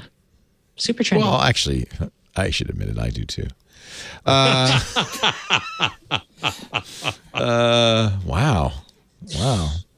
Let's get so that's your pick. 100. Your number is $100 billion. I'm just fascinated. I'd never heard of the amazed, company. Isn't it? Wow. And it's this phenom. And so when you think that the internet, everybody sees all the same stuff, this is a huge company. An old fart like me never saw it. Well, it's a huge company because young women love it. And, old farts tend to mock not pay attention to what young Except women for those of us with our fingers on the pulse of TikTok. Or not sweeping fast enough when you come across the bikini photo. That's why that's see it. That's got to get right by it. Right. Ladies and gentlemen, I give you the wonderful, the talented Kevin Marks. When did you first appear on our shows? You've been part of our family for a long, long time. A while back, yeah. Yeah. We should get you on more. I just love having you on. I met you, Kevin, in 2008. Wow. There we go. Yeah, that sounds plausible. That's about right. Yeah. Yeah. Yeah, that's probably when he started appearing on our show. How did you know that off the top of your head? Because I met him. He was one of the first people I met after I joined GigaOM, and I joined GigaOM in 2008. That's right. So, and I remember that's right, because you came to San Francisco, and I was like, great, let's chat. Yeah. Yeah, and I was like, oh my God, I'm meeting Kevin Marks. Yes, I was the same way. It was kind of. Kevin has worked at Google. He's worked at Apple. We've interviewed him on Triangulation back in 2011. But I think we would had you on even on the day that Steve Jobs died. Yeah. Oh, we were talking to you when that happened. Yep. Oh, wow. November 30th, 2011. You're absolutely right. I remember we had to interrupt the show, but fortunately, having worked at Apple, you had lots to say too. I forgot about that. Yeah. Wow. So what's your pick of the week this week? So this is a site that I've been, I looked at and I now look at it all the time. It's the electricity map. And what it shows you is, effectively you click on an electricity organization. You click on California, that'll be light green. So if you click on it, it gives you information about what is generating the electricity. And also how it changes over the day and over the night. Oh, this is great! If you scroll up the left hand side of it, you can see a graph of when it's green and when it's brown. Yeah, you just clicked on somewhere very brown. That's Turlock. But if I go back to our area, the California Independent System Operator. Yeah, so you can see it's green at the moment because you've got a lot of orange sun there. Right. But there's a lot of purple gas that takes over at night, and so it goes browner at night. Interesting. Fun. And it's great. And the other thing, if you look in, you can look around the world and see Europe and different countries as well. So look how green Quebec is. Holy cow! Yeah. So the northern ones they're basically all hydropower. So they've got loads. Yeah. Really good. And then there's UK, very green. No. Sorry. The UK is sort of muddy brown. Yeah. Muddy brown. I was confused by Scandinavia. Scandinavia is very green because it's mostly hydro with some geothermal and things. Yeah. The UK is let down by gas. We can't really do solar. We can do a lot of wind, but we fill in with gas, and our nuclear has been declining some. And France is extremely nuclear, and it's very green. So, but the fascinating thing is you do see the different composition of the different countries and how basically the natural experiments of what's going on. So yeah, that's basically France is more than half nuclear, whereas Germany is. They've decommissioned almost all their nuclear. Yes, because they're fools, and they're mining more coal. And Poland is very cold. And they're using more Russian gas. But. Yeah, interesting. Yes, yeah, interesting. But anyways, this is one of those. I'm paying attention to environment and electricity, and this is just. It's very interesting to look at it over time and look at it every day. So it's something that I pay attention to. So I really like this. Electricitymap.org. Very interesting. Yeah. And it shows you where the power comes from. It shows you carbon intensity over time.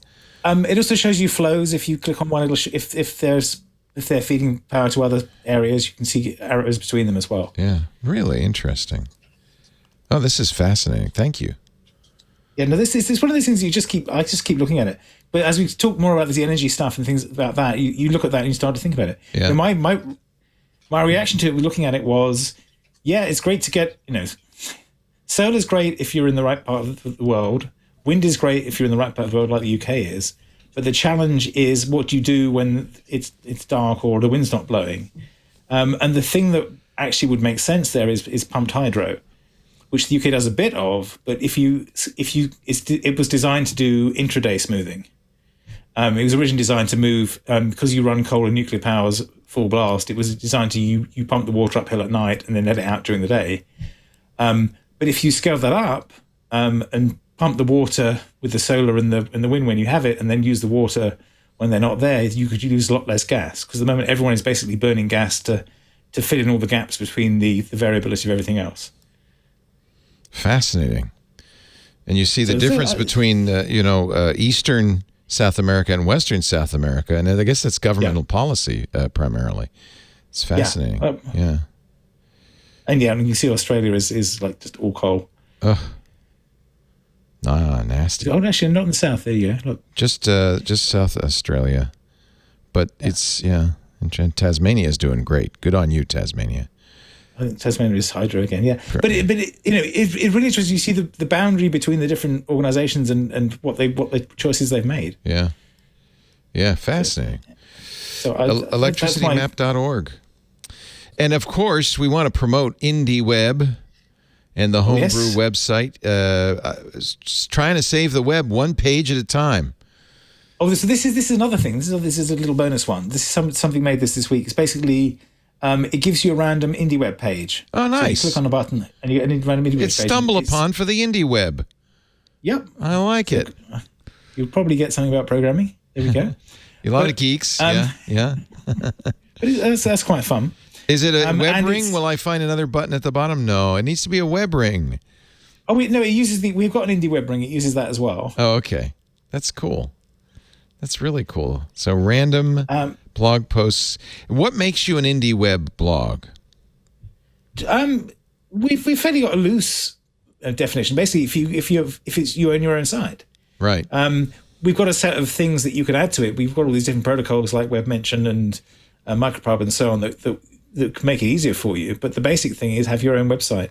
Right. And there's lots of ways to do that. And we're not, we're Catholic about that or agnostic about that, depending on which way you want to look at it. Nice. We will, because there's lots of ways to do it. But the point is, if it's a website that you have control over, that's important. It's something that makes sense.